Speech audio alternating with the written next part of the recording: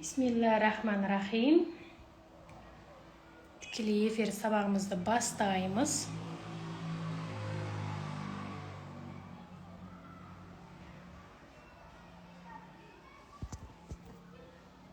Кеш жарық, қалдарыңыз қалай? Так. Тікелей эфирде адамдар шығып алғанша өздеріңізбен таныса отырайық. Қош келдіңіздер. Есімдеріңіз кім болады? Қай қаладан боласыздар? Сабақ басталған кезде мен өзімді таныстыратын боламын. Алдымен сіздермен таныса отырсам, жалпы Wildberries-пен, Қытаймен, Каспиймен жұмыс жасап жатқан кісілер бар ма араларыңызда? Немесе енді жасағыларыңыз келіп жатыр ма? Таныса отырсақ, қай қаладан боласыздар? Алматыдан кім бар араларыңызда? Қысылмай өздеріңізді таныстыра отырсаңыздар болады. Так, бүгінгі эфирде сіздер өздеріңізді таныстыра отырыңыздар. Мен бүгінгі сабақтың мазмұнын айтып жіберейін. Бүгінгі сабақтар сіздерге сәлеметсіз бе деді. Сәлеметсіз бе? Дана ханым, қалыңыз қалай? Гүлдана дейді. Керемет, енді жасайық деп ойланып жүрміз Алматы қаласынан дейді. Өте керемет, Алматы қаласынан болсаңыз, сіздерге мүмкіндігі өте зор, яғни Алматы қаласы.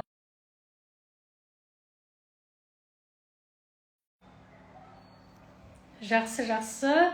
Өтірік айтпасам, Дана ханым, сіз оқып жатырсыз, VIP пакетте. Өте керемет, қуаныштымын. Өте керемет, тапсырманы жіберіңіз. Сіздің тапсырмаңызды күтіп жүрмін. Тапсырмаңызды жіберіңіз. Өте керемет, танысқаныма қуаныштымын сіздерге. Сіз мейлі Алматы қаласынан болсын, мейлі Атыраудан, Ақтаудан, Шымкенттен, кез келген қаладан болсаңыз да, бұл Wildberries-пен бизнес жасауға әбден болады, Ол қала таңдамайды. Яғни бұл бизнес үйде отырып онлайн жасай беретін бизнес.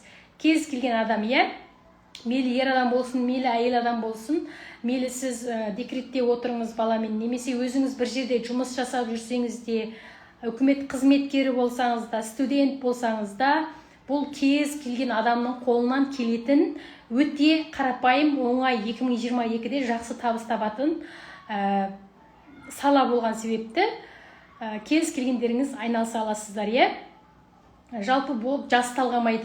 Даже бізде 62 жастағы, 55 жастағы, 52 жастағы әжелердің өзі үйреніп, заказ алып, табыс тауып жатыр, Өздеріңіз көріп отырсыздар.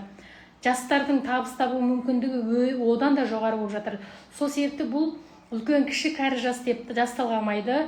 Кез келген адам онлайн түрде жасап, жұмыс жасап, табыс таба алатын өте жақсы маркетплейстер.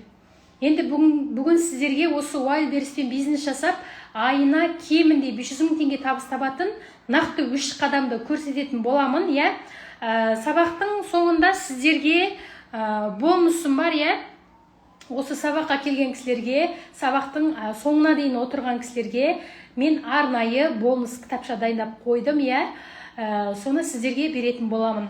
Енді бұл сабақты қазір бастаймыз. Сұрақтарыңыз болса қоя отырсаңыздар болады. Тек таныса отырайық.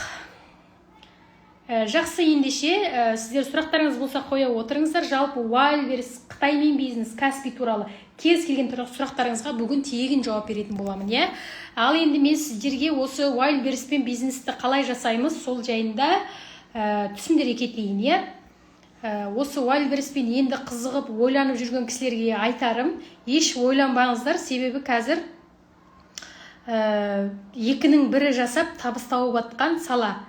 Енді мына жерде отырған кісілер, көп кісілер мені танитын болу мүмкін, танымайтын болу мүмкін. Сол себепті мен өзімді қысқаша таныстырып өтейін, Менің есімім Қымбат Бақытбекқызы. Жалпы Қытаймен бизнесте, осы жалпы бизнес саласында жүргеніме 9 жылдан астам уақыт болды, Және де Алишоп логистикалық, тікелей Қытайдан тауар жеткізетін логистикалық компаниям бар. Оны 2018 жылы құрғанмын. Өзім 2014 жылдан бастап осы бизнеске келдім.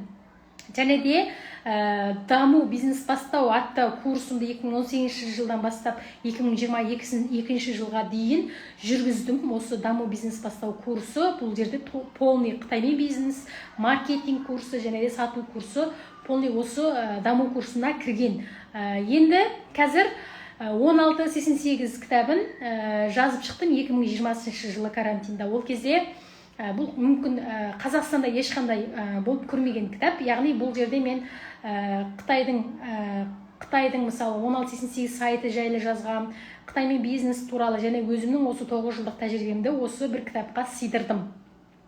Сонымен қатар қазіргі таңда 1688 Каспий Wildberries атты курсымның жетекшісі боламын, полный бастан аяқ осы 3 сайтты өзім өтемін. Ешқандай біреу үйретіп, біреу басқа бір спикер жалдамаймын. Яғни бұл жерде білім менің өзімнің 9 жылдық бірге бір жасаған жұмысымның нәтижесі. Яғни мен өзім Wildberries-пен де Каспиймен де 1688-пен Taobao, Pinduoduo Қытаймен бизнеспен барлығын өзім живой түрде айналысып, живой түрде көріп, неше жылдан бері тәжірибе жинап, соны адамдарға біліміммен бөлісіп жатырмын. Және де жаңа айтып өттім, 2014 жылдан бастап осы саудада жүрмін деп. Бұл мені өзімді таныстырып өткенім, яғни мына жерде соңынан кіріп жатқан кісілер білмейтін болуы мүмкін. Білетін кісілер осы 5-6 жылдан бері әлі бізбен жұмыс жасап келе жатқан кісілер де бар араларыңызда, Ары қарай кеттік. Енді мен сабақтың мазмұнына өтейін. Өзім жайлы қысқаша ақпарат бердім. Сіздерде жақсы ақпарат, мен жайлы ақпарат алды деген сенімдемін. Қарап отырсаңыздар, бұл біздің Каусар бизнес центрдегі офисіміздің, бұрынғы офисіміздің оқуға келген студенттерге отзывтары бар, астында жазған. Яғни мен бұл отзывтары сол осы Қытаймен бизнес курсы, сату, маркетинг курсы, әртүрлі курстарымды оқып, нәтиже жаратып, жалпы тауарный бизнесті үйреніп, өздері тікелей зауыттан тауар алып, маркетплейстер арқылы сатып, табыс тауып, өнімін көріп атқан рахмет айтатыған кісілердің отзывтары, сіздерге қысқаша отзывтармен бөлісіп қояйын. Сонымен қатар, қараңыздар, неге Қытаймен бизнесті үйретіп бастадым 2018-ден бастап? Себебі бізде мен басында өзім тікелей 2017-ден бастап тікелей Қытайдан Қазақстанға тауар әкелумен айналысып жүрдім. 2018-ден бастап уже адамдардың барлығы осындай маркетплейстер, OLX, Instagram, Target сияқты әртүрлі жерге тауар салып сата бастады. Ең алғаш осы онлайн бизнестің енді дамып жатқан кезі, сол кезде адамдар уже тауарды зауыттан алу оларға тиімдірек болды. Сол кезде олар менен өздері сұрап, сен бізге әкелмей қой, біз өзіміз үйренсек, ол зауытты өзіміз көрсек, өзіміз тікелей зауытпен байланысып тауар алсақ деген сияқты ұсыныстар арқылы Қытаймен бизнесті жүргіздім, өзім курсын жүргіздім. Және де бұл жерде не үшін мен Қытаймен бизнеспен әлі күнге дейін айналысып келе жатырмын? Өйткені қазір білесіздер, интернетте тауар сату өте жақсы дамып жатыр, базардар уже жабылайын деп жатыр. Қазір адамдардың барлығы онлайн бизнеске өтіп жатыр.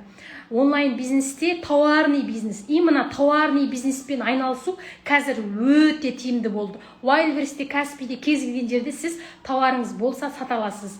Ол жерде сіз сату үшін адамдардың барлығы айналысып жатқаннан кейін конкуренттер көп.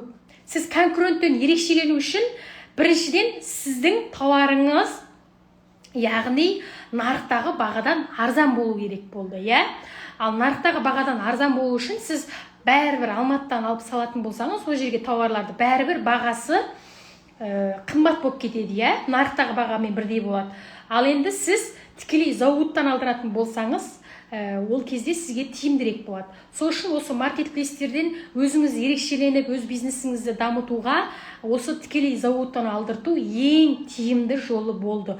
Яғни қазіргі дамып жатқан тауарный бизнесте Қытайдан, яғни зауыттан айырыла алмайды. Бұлар бір-бірімен байланысты. Тауар керек болса, арзан тауар зауытта, зауыттан алу үшін Қытаймен бизнесті білу маңыздырақ болды, Сол үшін Қытаймен бизнесті әлі күнге дейін жүргізіп келе жатырмын. Так, енді қараңыздар. бүгінгі сабақта сіздерге не үйретемін, иә? Біріншіден, бүгінгі сабақта Wildberries Каспи және 1688 бенен қысқаша таныстырып өтемін, иә? 1688 деген не, Wildberries деген ол қандай сайт, оған қалай тіркеледі екен, Каспи оны білесіздер барлықтарыңыз, иә? Сонда да Каспидің жаңағы тауар сату жағында қысқаша ақпарат беріп өтемін. Және де маркетплейстер арқылы қанша ақша табуға болады, соны көрсетемін, иә? Біздің шәкірттеріміз тауып жатыр живой осы үйрену арқылы, жұмыс жасау арқылы маркетплейс Wildberriesке тауар салып сатып табыс тауып жатыр. Солардың табыстарын көрсетемін нақты. Үшіншіден, Wildberrieспен бизнес бастаудың 3 қадамын айтамын. Сабақтың соңында сіздерге бонус кітапшамды, жаңағы айтып өткен кітапшамды тегін беретін боламын, иә? Құны 5000 теңгелік кітапша, соны тегін беретін боламын. Так, енді қараңыздар. Так, сіздерге алдымен сұрақтарыңыз болса, мен қазір нені ашатын боламын, сұрақтарыңыз болса қойып отырсаңыздар болады, иә? Жалпы мен осы бизнеске не үшін келдім, яғни не үшін осы бизнесті таңдадым, сол жөнінде айтып өтейін. Өйткені жайдан жай бір адам бизнеске сразу келе қалмайды ғой, иә? Толық көрмей жатыр сол. Қараңыздаршы, жайдан жай адам бизнеске келмейді, иә? Сіздердің де осы бизнеске қызығып жүргендеріңіз белгілі бір қажеттілік үшін, иә? Қажеттілік үшін. Мысалы, мүмкін сіздердің бір үлкен арман мақсаттарыңыз бар шығар, ата-аналарыңызға көмектескілеріңіз келетін шығар, шетелге саяхатта басқалар сияқты машина, үй алғыларыңыз келетін шығар. Сол себепті менде де солай басында бизнеске келген кезде менің де өзімдік қиыншылығым, отбасылық қиыншылығым болды, иә? Яғни мен өзім 2007-ден бастап уже өзімнің әкешім ерте кезде қайтыс болды. Содан бастап уже біздің анашым, яғни әке орнына әке, шеше орнына шеше болып, ауыр жұмыстар жасап, бізді оқудан шығарып алған жоқ. Яғни өзі ішпесе де, жемесе де, кимесе де бізді 3 баласын оқытты. Ол кісі даже бізді университет бітіргенге дейін оқытты, иә? Сол кезде менің көз алдымда қалатыны тек қана өзімнің анашымның қиналып жұмыс істеп жүрген кезі, иә? Мейлі сыртта болсын, сырттың жұмысы, ер адамның жұмысы болсын, үйдің жұмысы болсын, қиналып жұмыс істеп жүретін кезі ғана менің көз алдымда қалған. Яғни үнемі қиналып жүреді, ешқандай бір жақсылық көрмеген, яғни былай айтқанда. Өйткені жалғыз басты ана 3 баланы жеткізіп, 3-еуін оқыту, тоқыту деген ол өте кез келген адамның қолынан келе бермейтін нәрсе, иә? Сол себепті мен кішкене кезімнен өзіме әрбір қиыншылыққа кездескен кезде, мысалы, маманың сондай қиналып жатқанын көрген кезде, даже кейбір кезде біздің университетке, мектепке барған кездерде жылына төлейтін ақша бар ғой. Мысалы, менің ол кездегі университетте оқыған ақшам қазіргі юанмен есептейтін болсақ 600-700 мың. Иә, ойлаңыздаршы, ол бір жалғыз бастанаға, бір балаға 600-700 мың тауып беру оңай нәрсе емес қой. Сол ақша таппаған кездерде де, сондай қиналыс кездерде мен өз-өзіме кәдімгі кішкене болсам да серт беретін едім да.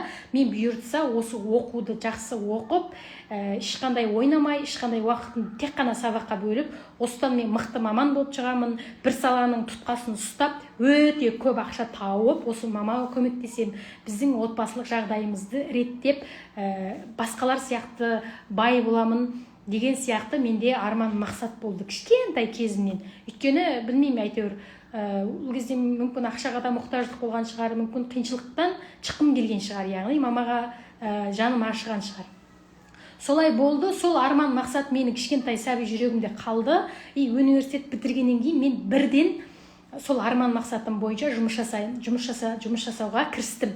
Яғни мен ол кезде зарплатаға жұмыс жасадым. Ол кезде менде 80 мың теңге алып жүрдім. Ұзақ кеткені да. Ол менің квартирама жетпеді, тамағыма жетпеді, ештеңеме жетпеді. Сол кезде мен өзімнің балалық арман мақсатыма жету үшін маған өте көп деген ақша керек болды. бірақ ол ақшаны қайдан алуға болады? Мен бір жерде 80 мың теңге зарплатаға жүріп, өмір бойы істесем де ол арман мақсатымның шетіне де жетпейтін шығармын, дұрыс па? Өйткені ол 80 мың теңге менің жатағым, тамағыма, квартирама ғана жетеді, дұрыс па? Қылаяғы сіз подаркаға, біреуге подарка беруге де жетпейді ол ақша, дұрыс па? Сол себепті мен ойлай келе, ең көп ақша табатын сала ол бизнес саласы екеніне көзім жетті. Және де оқуды бітіре салысыменен мен 2014-те сразу осы бизнес саласына кіріп кеттім. Яғни Қытайлардың компаниясына жұмыс жасадым, 3-4 жыл бойы сол жерден тәжірибе қорыттым. Қытайлар қалай сатады, олар қалай реклама жасайды, олар қалай бизнестерін дамытып жатыр, қалай басқарады компанияны, соның барлығын меңгеріп алдым да 2018-ден бастап уже өзімнің бизнесімді бастап кеттім. Оның алдында мен 3-4 жыл бойы сол жаңағы өз компаниямды аштым ғой. Одан бұрын мен Қытайларға істедім де, өзім жеке анамына сатып жүрдім, WhatsApp-тан, нелерден, WeChat-тардан. Одан кейін барып уже 2018-де өзімнің компаниямды ашып кеттім. Яғни бұл менің бизнеске келудегі хикаям. Егер сіздерде де сондай бір отбасылық жағдайға байланысты, немесе мамаңызға көмектескіңіз келетін шығар, немесе басқалар сияқты үлкен жетістіктерге жетіп, шетел аралап, үй машиналарыңыз болғысы келетін шығар, сондай мақсаттарыңыз болатын болса, мен де сіздер сияқты мақсат болған, қазір Аллаға шүкір соған жетіп жатырмын. Яғни өзімнің мамама мінекей үй алып бердім, қыдыртып жатырмын жан жаққа. Және ол маманы өзім көшіріп әкелдім деген сияқты. Одан кейін туыс-туғандарыма қарайласып тұрам, әлі де арман мақсаттарым бар, иншалла, Алла қаласа бірге жетеміз. Сол сияқты сіздерге де айтпақшым, сізде арман мақсат болады екен, сізде оған сенімсіздік болмасын. Сізде әрекет болса, сіз міндетті түрде сол арман мақсаттарыңызға жетесіздер. Тек қана әрекет болсын. Егер сіз сол арман мақсатқа жету үшін, мысалы, мен айттым ғой, жаңа көп табыс әкелетін сала ол бизнес саласы екен. Именно бизнес саласының ішінде тауарный бизнес екен. Өйткені тауарный бизнестің мүлдем өлмейді екен. Мен 2017-тен бастап айналысып келе жатырмын да, өзім 2017-те бастап тауар саттым ғой, 2018 компания аштым. Содан бастап менде уже тауарный бизнес өлмейді екен. Ол кезде менімен бірге бастаған, басқа бірдеңе бастағандар уже талайын жауып, талайын ашып, талайын ауысты ғой, салаға ауысты ғой, бірақ мен әлі осы тауарный бизнес саласында келе жатырмын. Иншалла бұйыртса, одан кейін де жалғастыратын боламын. Сол себепті сіздерде бір арман мақсаттарыңызға жету керек болатын болса, онда осы тауарный бизнес саласында қазір өте сұраныс болып дамып жатыр. Осы саланың тұтқасын ұстауларыңызға мен кеңес беремін. Себебі мен өзім нәтижесін көріп отырмын, жемісін жеп отырмын, және сіздерге де соның жемісін жеуге кеңес беремін.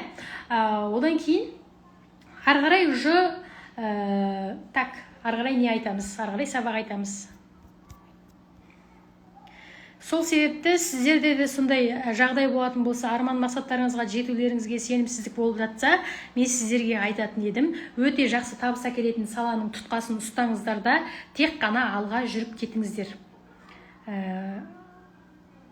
Тек қана алдыға жүрсеңіздер, сіздерде уже міндетті түрде нәтиже болады.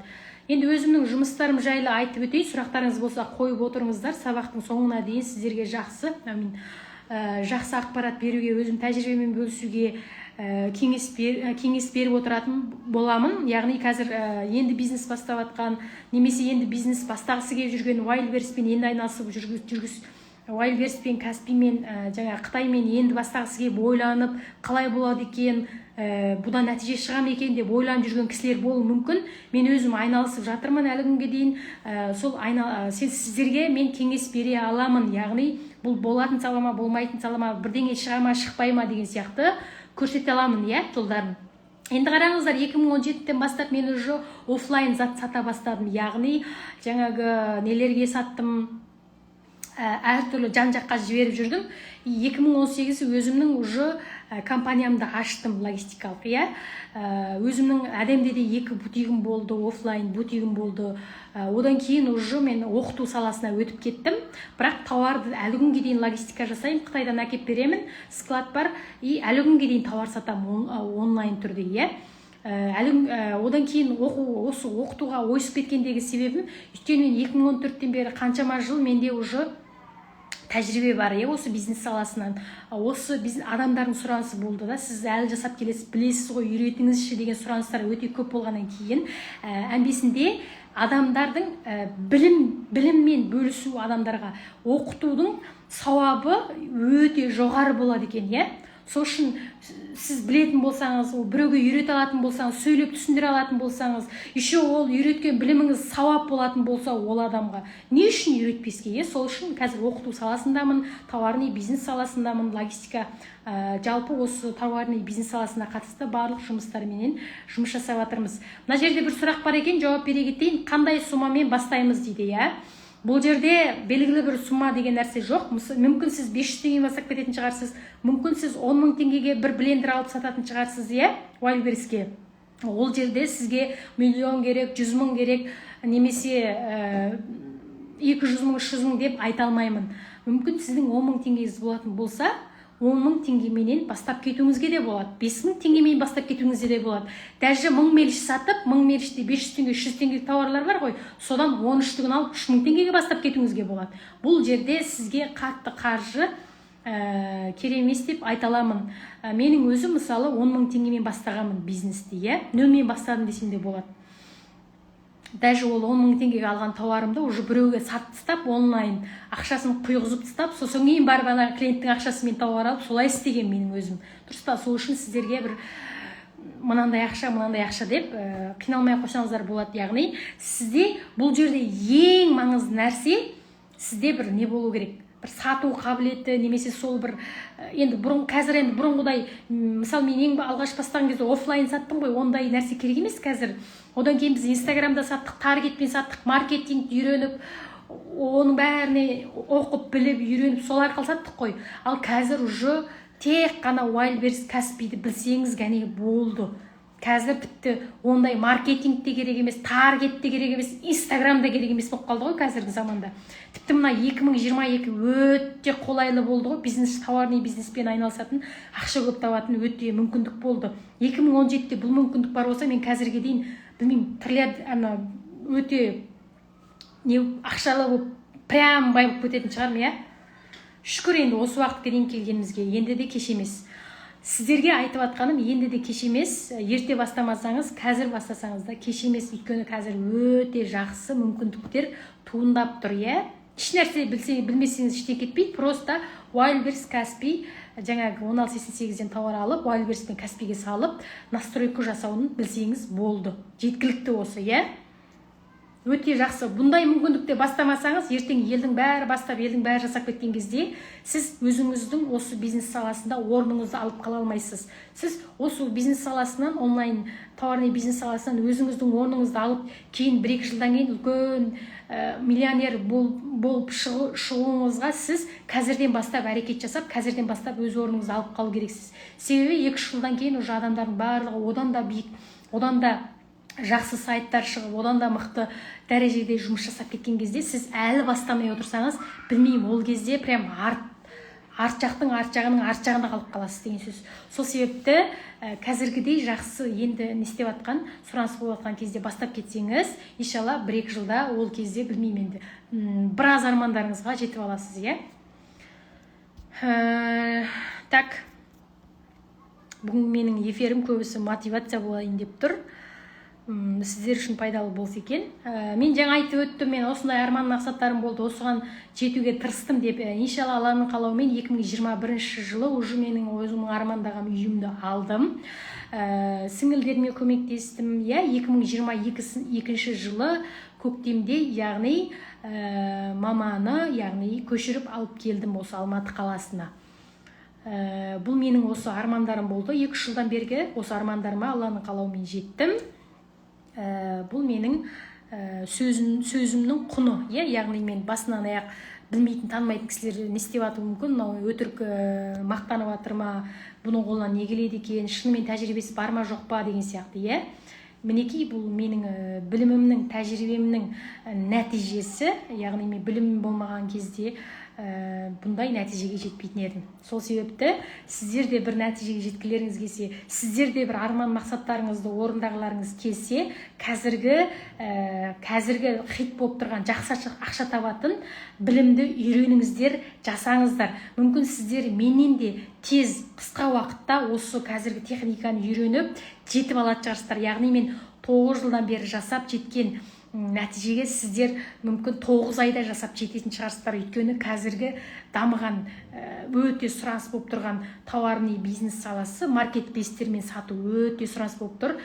Сіз жақсылап үйреніп кетсеңіз, мүмкін мен 9 жылда жеткен нәтижеге сіз 9 айда жетіп кететін шығарсыз, иншалла. Так, ұстаздан шәкірт асыпты деген сияқты, Менің миссиям, яғни менің мақсатым дәл қазірден бастап сіздерге үйде отырып осы 3 сайтты үйрету, сіздерге жеткізу, яғни 1688 Wildberries кәсіби сайттарын, қазіргі 2022-де жақсы ақша табатын сайттарды сізде өз біліммен, тәжірибемен сіздерге жеткізу, әрбір ақша тапқысы келетін арман мақсаттары бар адамдарға себепші болу. Ең бастысы әрбір адамнан нәтиже шығару. Қазір біз осы Wildberries'тен біз қазір 100% гарантия беріп жатырмыз нәтиже шығатынына. Бұдан бұрынғы ешқандай курстар ондай 100% гарантиямен айтпайды. Біз үйретеміз, өзің жасайсың, өзің табыс табасың деген сияқты айтады. Ал біз бірақ қазіргі осы Wildberries'те 100% гарантия беріп жатырмыз. Не үшін?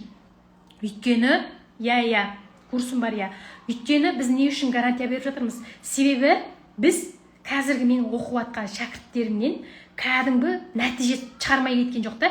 Бәрі жасап, бәрі үйреніп, бір мысалы 52 жастағы мысалы Эльмира ханымның өзі туана шудан келіп, тіпті 52 жаста ойлаңызшы, 4 сағат заказ салды, оқып жүр, курс оқып жүр. Курс оққаннан кейін емес, курс оқып жүріп, тауар жүктеді. 4 сағаттан кейін сразу заказ түсті да, ана кісіге өзіңіз ойлаңызшы, Сол сияқты мысалы Серікгүл ханым бар Астана қаласынан. Ол кісі заказ салды, одан кейін 2-3 күннің ішінде ол кісіге 25 штук заказ түсті, 25 заказ түсті. Сол сияқты өте көп. Қаскелең қаласынан, Тараздан, Ақтау, Атыраудан вообще көп, оның бәрін мен қазір айтып өтсем, эфирдің соңы болып қояды, Қазір алда мен нақты шынайы отзывтарын көрсететін боламын. Так, енді жаңағы 1688 деген түсінбей отырған кісілер болуы мүмкін, айта кетейін, енді соңынан көріп отыратын кісілер бар. Эфирге қатысуға уақыт жоқ кісілер. Сол кісілер үшін сақтап қоям эфирді, бірақ эфирдің бонусты тек қана қазіргі тікелей эфирде отырған адамдарға беремін. 1688 дегеніміз Қытайдың бүкіл зауыттары тіркелген, дүние жүзінің бүкіл, тек қана Қазақстан емес, тек қана Қытай емес, бүкіл дүние жүзін тұтынушыларға сәндік, тұрмыстық, киім-кешек, үй жиһаздары, тағы басқа тауарларыңды жеткізумен, тауарлармен қамдайды 1688 сайты. Ол оңай сайт емес, ол әдеттегі сайт емес. Одан тек қана Қытай тұтынып отырған жоқ. Ол сайттан бүкіл дүние жүзі тұтынып отыр. Яғни олар бүкіл дүние жүзімен жұмыс жасайды. Деген сөз, ол жерде бәрі бар. Киім-кешек, түйме, даже швем де сатады ол жерде, қазіргі Wildberries сияқты. Даже оның дәрежесі Wildberries'тен де жоғары, Ол бүкіл дүние жүзіне сатады. Сол сайттан біз зауыттар тіркелген, бағалары өте арзан, біз сол сайттан Қазақстанға тауар әкелумен айналысамыз, және де сол 1688 сайтымен біздің қазір шәкірттеріміз айналысып, өз бизнестеріне тауар алдырып жатыр, яғни зауыт бағасымен. Так, 1688-дің маркетплейстерге беретін мүмкіндіктері, жаңағы бүкіл дүние жүзін қамдап отырған сайттың, зауыттың қазіргі Wildberries және Каспиге беретін мүмкіндіктерін айта өтейін. Яғни Қытайдан үштішні бір үштік болса да заказ алуға болады. Екіншіден, отбасыңызды сапалы арзан киімдермен, заттармен қамтамасыз ете аласыз. Немесе сіз сол Wildberries'ке қажетті тауарларды осы сайттан ала аласыз. Және де маркетплейстерге қажетті барлық заттарды, меліш болсын, электрон зат болсын, битовой техника болсын, барлық заттарды сіз осы 1688-ден 3 есе арзан ала аласыз. Мысалы біз қазір Wildberries'те сатып отырған жаңағыдай не бар ғой? Не сатып отыр? Қазір жақсы өтетін бізде қазір не бар? Анандай блини емес. Ваплиса деген бар ғой, анау 6-да 1, 3-те 1 деген. Соларды сатып отырмыз ғой. Оны мысалы біз Қазақстаннан 11 мың теңгеге аламыз. Шетелге қанша? 11 мың, 20 қанша мың? 33 мыңнан сатамыз, е? Орташа есеппен. Оны сіз Қытайдан небәрі 6 мың, 7 мыңға ғана ала аласыз. Көріп отырсыздар ма? Е? Сол сияқты. Оптым алсаңыз, одан да арзан болады. Сол сияқты сіз осы сайттың біздің Wildberries пен Каспимен не қатысы бар оның десеңіздер, ол осы Wildberries пен Каспиде жақсы өтетін тауарларды 2-3 есе арзан аласыз. Сіз егер жарайды бастаған кезде Алматыдан алып салыңыз тауарларды, складтан Алматыдағы. Ары қарай сіздің уже табысыңыз көбейіп, заказыңыз көбейген кезде, опыт жинап алған кезде сіз зауыттан алып сататын болсаңыз, сізге өте тиімді болады баға жағынан. Яғни сіз көп пайда таба аласыз. Яғни Алматыдан алып салғанға қарағанда, е? Ары қарай кеттік. Сабақтың соңында кітапша болады. Сіздерге тегін беремін. Өзімнің жазып шыққан кітапшам. Енді сіздерге осы Wildberries пенен қанша табыс табуға болады? Жаңа айттым ғой, қанша табыс табуға болады, есептеп беремін деп. Мысалға айтатын болсақ, мына электрондық самокаттың Қытайдағы бағасы небәрі бастапқысыменен небәрі 128 мың теңге. Ал бұның Қазақстандағы Каспидегі бағасы 229 мың теңге.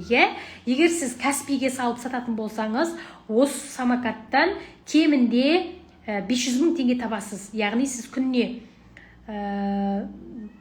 демей қойшы, бір аптада біреу сататын болсаңыз, бір айда 5 самокат сатсаңыз, бір айда 5 самокат сату деген өте оңай ғой. Wildberries пен Каспиге сақ қойыңызшы, самокат бұлай өтеді ғой, қазір сезон болып жатыр. Как раз сол сияқты тек қана самокат емес, кез келген электрондық, кез келген битовой техниканы сіз Қытайдан осындай 2 есе арзан бағада алып, Каспиге немесе Wildberries'ке салатын болсаңыз, тек қана Каспидің өзінен 5 штуктан 500 мың теңге пайда табасыз, 500 мың теңге табыс табудың жолы осы. Немесе сіз Wildberries'те сататын болсаңыз, сіз бұны Wildberries'ке кемінде 350 мыңға салып сата аласыз. Ол жерде сізге қалатын пайда, анан 150 мың деп есептейсіздерші, есептеуге оңай болсын. 200 мың теңге екен. Бір самокаттан Wildberries'ке салып 200 мың теңге пайда көрсеңіз, 5 самокаттан миллион теңге пайда көресіз. Қараңызшы, тиімді ма? Wildberries'пен жұмыс жасаған.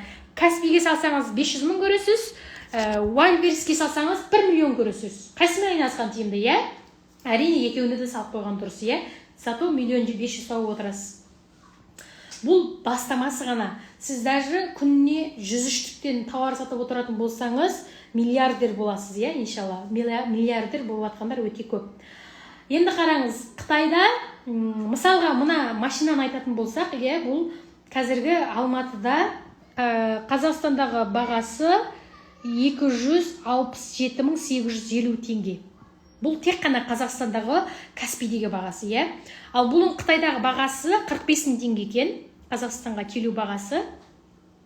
Мен 39 мыңнан деп сатып жатырмын бұны, Қытайдан әкеп берем деп. Енді бұның анамнасымен 45 мың теңге болса, Қазақстандағы Каспидегі бағасы 267 мың теңге. Таза пайдасы 222 мың 850 теңге. Анамнасын дастапқы бірдеңкелерін алып тастайтын болсақ, 222 мың деп есептейікші, жарайды, есептеу оңай болсын.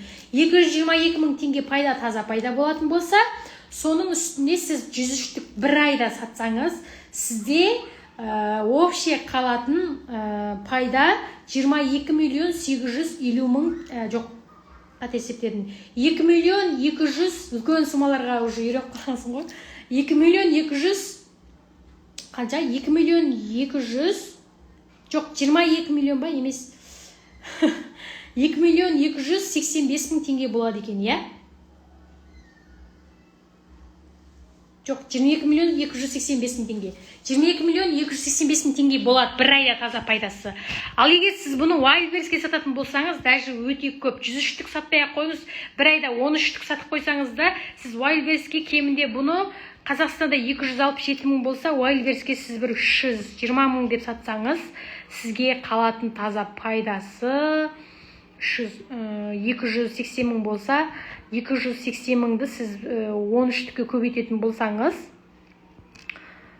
тоже 2 миллион, 3 миллион шығады, сондай. В общем, сіз Wildberriesте мынаны сатсаңыз да өтеді, ана үстіндегісін сатсаңыз да өтеді. Битовой техника, электрон товарлардың барлығы жақсы өтеді Wildberriesте, сұраныс болып жатқан заттар. Одан кейін Wildberries дегеніміз не? Жалпы Wildberries дегеніміз маркетплейстердің мүмкіндіктері, яғни біздің студенттеріміз, бізден оқыған, курс оқыған студенттеріміздің сату, яғни сататын кәдімгі несі? Интернет-магазині болып есептелінеді. Жалпы бұл Wildberriesті осындай бір ең алғаш жаңағы шығарған, зерттеп, яғни жасап шығарған, осы неге нарыққа шығарған Татьяна деген ханым екен, Бакауш дейма, сондай ханым екен. Ол ханым осы Wildberriesте қазір неше миллиардер болып жатыр, миллиардерден жоғары болып кеткен шығар оның табысы. Өйткені Wildberriestен просто товар сатып жатқан адамның өзі көп табыс тауып жатыр, бұл уже байып кетті қазір, Wildberries қазір халықаралық үлкен сауда алаңы. Ол жерде тек қана Ресей ғана емес, 6 мемлекет емес, ол жерде бүкіл мемлекетке сатуға дейінгі несін өсіріп жатыр, күннен күнге жаңалап жатыр. Енді бұл Wildberriesте қанша табуға болады? Осы бізге қызық болып тұр, есептеп берейік. Жаңа да есептеп бердік, енді мен кішігірім заттарды есептеп берейін, жаңа үлкен крупный заттарды есептеп бердім. Кейбір кісілер мысалы аз ақшамен бастағысы келсе, осындай кішкентай мына 1500 теңгелік, 1700 теңгелік затпен айналысса болады, 1700 теңгеңіз болса, в общем, заказ жасай аласыз Wildberrieспен.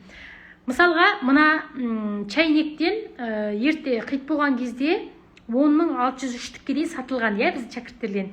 10.603-тіктен сатқан 1700 теңгеден алған барахолкадан пайдасы 100 қанша? 1 миллион, жоқ 19 миллион 80 мың теңге болған пайдасы. 19 миллион 80 мың теңге бір айдағы пайдасы, Одан кейін бұның комиссиясы бар, Wildberries'тің ұстап қалатын ақшасы бар, штрих-кодтарға төлейтін ақша бар, бір штрих-кодқа 80 теңгеден төленеді ғой. Сонда оның 30%-ын алып тастайтын болсақ, шығынға, сонда одан таза пайда 13 миллион 356 мың теңге болады екен, Қараңыздаршы. Осындай ұсақ-түйек осындай ұсақ-түйек затпен айналысатын болсаң, көп өтеді екен, еще көп пайда қалады екен, Ол ұсақ-түйек болғаннан өте береді ғой, мысалы, оны сіз ұзаса бір 1700-ден алсаңыз, оны 3500-ге сатасыз. Ол жерде 3500 арзан болғанын көп адам ала береді ғой, Жаңағы затқа қарағанда, үлкен затқа қарағанда, Сол себепті осындай ұсақ-түйек затпен айналыссаңыздар болады, яғни зато көп өтеді, өзі арзан болса да. Аз маржа қойсаңыз да, сіз 1000 теңге қоятын болсаңыз, маржа күніне 103-тік сатып отыратын болсаңыз, сізде уже күніне 100 мың теңге пайда көресіз, Сол сияқты. Осындай ұсақ-түйек заттармен айналысқанда тиімдірек болады, яғни азғантай ақшамен бастасаңыздар да сіздерге тиімді болады. Енді қараңыздар, Wildberriesте тағы қанша табуға болады, Мысалға айтатын болсақ, мынандай нәскилер. Мен тұрмын ғой мына жерде, негізі ана жерде нәски көрінеді. Мынандай нәскилер, бұл нәскидің тоже 10.603-тік сатылды деп есептейтін болсақ, ана мынасын расходын есептеп қойылған, міне жерде бәрін жазылғанбыз. Сонда вообще бұның пайдасы, таза пайдасын айта салайын, Жаңа есептеуді көрсеттік қой. Таза пайдасы 17 миллион 721 мың 427 теңге екен. Қараңызшы. Сонда бұл жерде анасына, штрих-кодына, доставкасына. Кейбір кісілер маған бұлай айтып жатыр, соны жауабын бере кетейінші сразу, Бүйтіп айтып жатыр да, Wildberries магазинде жабайын ба деп. Курс оқымаған бізден, оқыса өйтіп айтпайды ғой. Ақша тауып жататын еді ғой. Шығын көп сияқты, есептедім. Бір нәскиде мынандай ғана пайда түседі екен. Ол ертең мен доставкасына беретін болсам, пуфлимент қызметіне беретін болсам, процент төлесем, вообще пайда қалмайды екен маған деп жатыр да. Қараңызшы, сондай ұсақ-түйек нәски сатып жатқандар біздерде 17 миллион 721 мың теңге тауып тұр бір айда. Табуға болады. Ол жерде шығындарын бәрін есептеп қойдық мына жерде. Сізге мүмкін 10 теңге пайда қалатын шығар, мүмкін 20 теңге пайда қалатын шығар. Сіз одан бір тал сатпайсыз ғой, дұрыс па? Күніге 100-200 мың сатасыз ұсақ-түйек заттардан, дұрыс па? Егер кәдімгі орташа заттар болатын болса, 10, 5, Екеу сатсаңыз да кәдімгідей пайда қалады сізге, дұрыс па? Сол себепті Wildberriesте пайда қалмайды деген сөз өтірік сөз. Яғни біз өзіміз айналысып жатырмыз ғой, пайдамызды көріп жатырмыз, иншалла, иә? Қараңыздар, сол себепті сіздер ол жерге мейлі носки сатсаңыздар да, мейлі жаңағыдей памперстер жақсы өтіп жатыр қазір. Кәдімгі кір жуғыш, кір жуатын порошоктар жақсы өтіп жатыр. Одан кейін жаңа электрон самокат, бытовой техника, соның бәрі жақсы өтіп жатыр. Үлкен сатсаңыз да, кішісін сатсаңыз да сіз пайда табасыз. Міндетті түрде ол жерде сізге нәтиже пайда болады. Ол жерде анау салса өтеді екен, мынау салса өтпейді екен, анау курсқа қатысса табады екен, мынау курсқа қатысса таппайды екен деп адам таңдамайды. Просто үйренгеніңізді сіз жүктесеңіз ғана болды. Сайтқа тауар жүктесеңіз ғана болды. Сайтқа тауар қалай жүктеуді үйреніп алғаннан кейін, сайтқа тауар жүктеп қойсаңыз, күніге жасайтыныңыз 1 сағат, жарты сағат уақытыңыз шығарып, тауар жүктей берсеңіз болды. Міндетті түрде жүктеген тауарыңыз өтеді.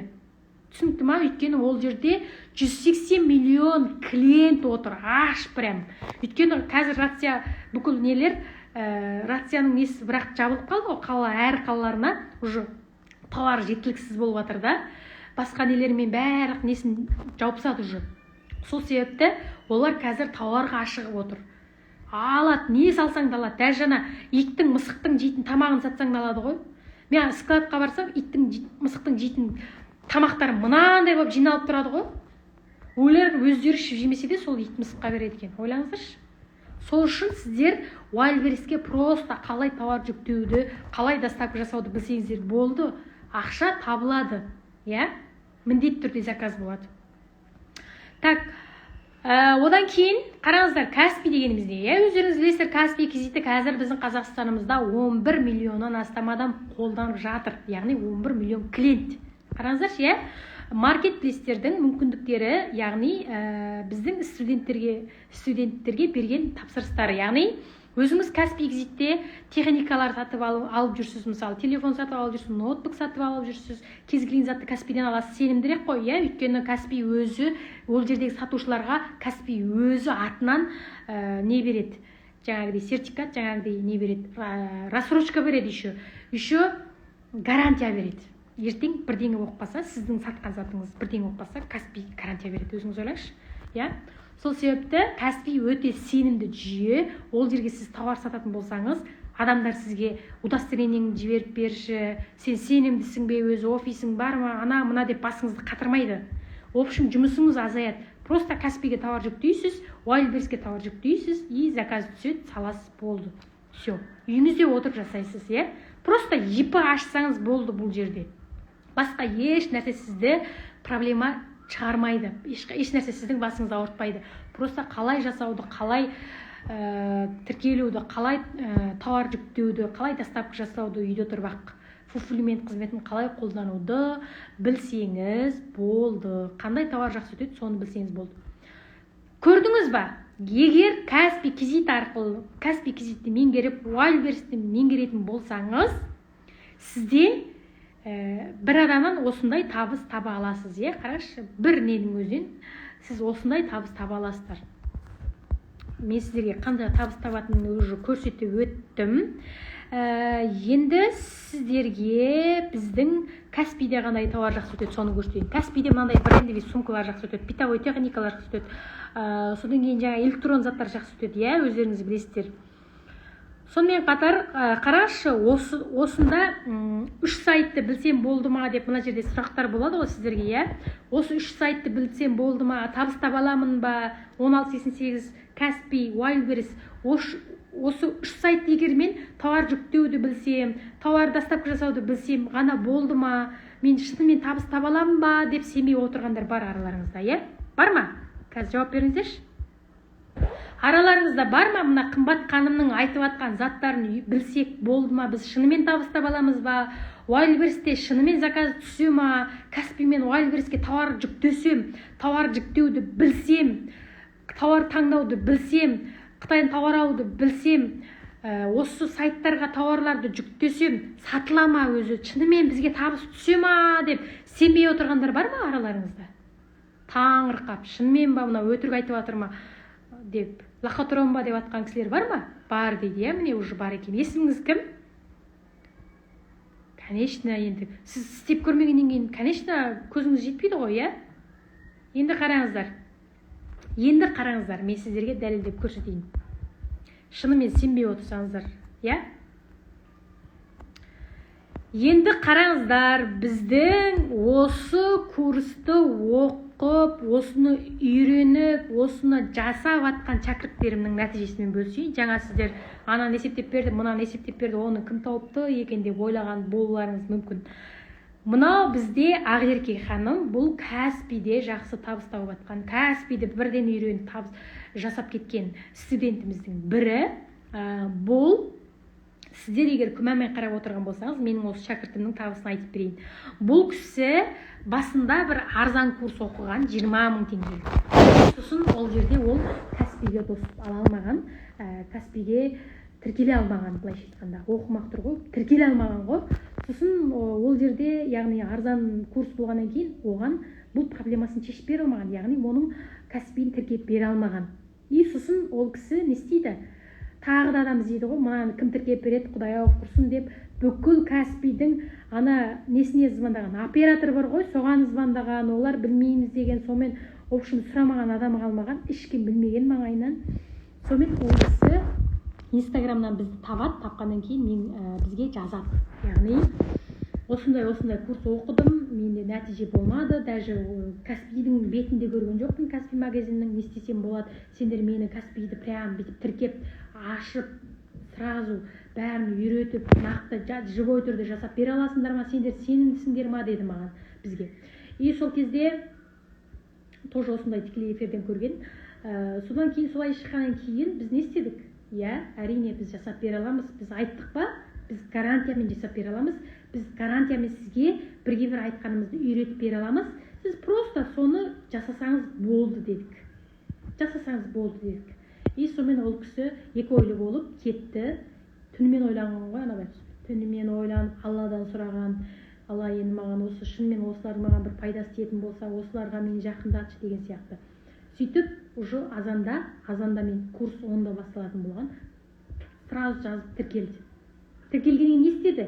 Бірінші күннің сабағында ана Каспимен 2 ай, 3 ай бойы айналысып, елден сұрап, аша алмаған Каспиді ашты, тіркелді. Доступ алды Каспи магазинге. Каспи магазин бірінші күні ашты. Екінші күні товар жүктеп, екінші күні ойлаңызшы. Екінші күні ма, үшінші күні ма? Сразу уже заказ түскен ғой. Товар жүктедім деді. Маған жазды. И сосын 5 сағаттан кейін, 4 сағаттан кейін маған жазып тұрды. Ура, пакетті оқыды ма? Қайсы пакетті оқыды? В общем, тікелей менімен связь болатын пакетті оқыды. Тікелей связь болып тұрды. И ура, мен заказ алдым, ыдыстар саттым, ыдыс алдырып қойған едім. Алдынан бері үйде тұрып қалған ыдыс дейді ғой, алдырып алған Қытайдан. Сосын сата алмаған ғой, ол Каспиде магазин аша алмаса қалай сатады оны? Ешкім алмаған. Содан кейін Каспиде сатқан ғой, ол біздің курстан кейін. Сразу уже қараңыздар, бір аптада 287 мың теңге табыс. Иә, бір аптада қараңыздаршы. Сол сияқты Айжан ханым, ол біздің осы Қытаймен бизнес курсын оқыған хит тауарлармен айналысатын шәкіртіміз. Ол кісіде тура үйде отырған қарапайым ана, ешқандай нөлмен бастаған қызмет ештеңе істемейді. Даже бір жерге де істемейді, ештеңе істемейді, үйінде отырған ана. Ол кісі курс барысында Қытайдан 1688 сайты арқылы тауары өзі тікелей беруді үйреніп, хит тауарлары алдыртып, үйінде отырып сатып, табысы қазіргі таңда уже миллионға шықты, иә. Бұл біздің үйде отырған анамыз. Уже осындай табысқа шығып жатыр. Мүмкін бе екен? Сіздер де жасай аласыздар ма? Жасай аласыздар әрине, иә. Ал мына жерде мына кісінің толық несі көрінбейді, өйткені кішкене үлкен қылып жасап қойыптық. Бұл Ерғанат мырза Ақтөбе қаласынан, даже бұл кісімен 2017-ден бастап дұрыс танимыз дегенде, уже менен тауар алдырып жүрген ғой, басында тауар алдырып жүрді. 2018-де айтты маған. Бұл кісі негізі үкімет қызметкер болғаннан кейін тендермен айналысып жүрді ма, или сол үкімет орнына заттар алып жүрді. Басында мен арқылы алдырды, айлық 80 мың теңге. И артына келе, уже мен 2018-де өзімнің курсым басталған кезде бұл кісі маған уже жазды.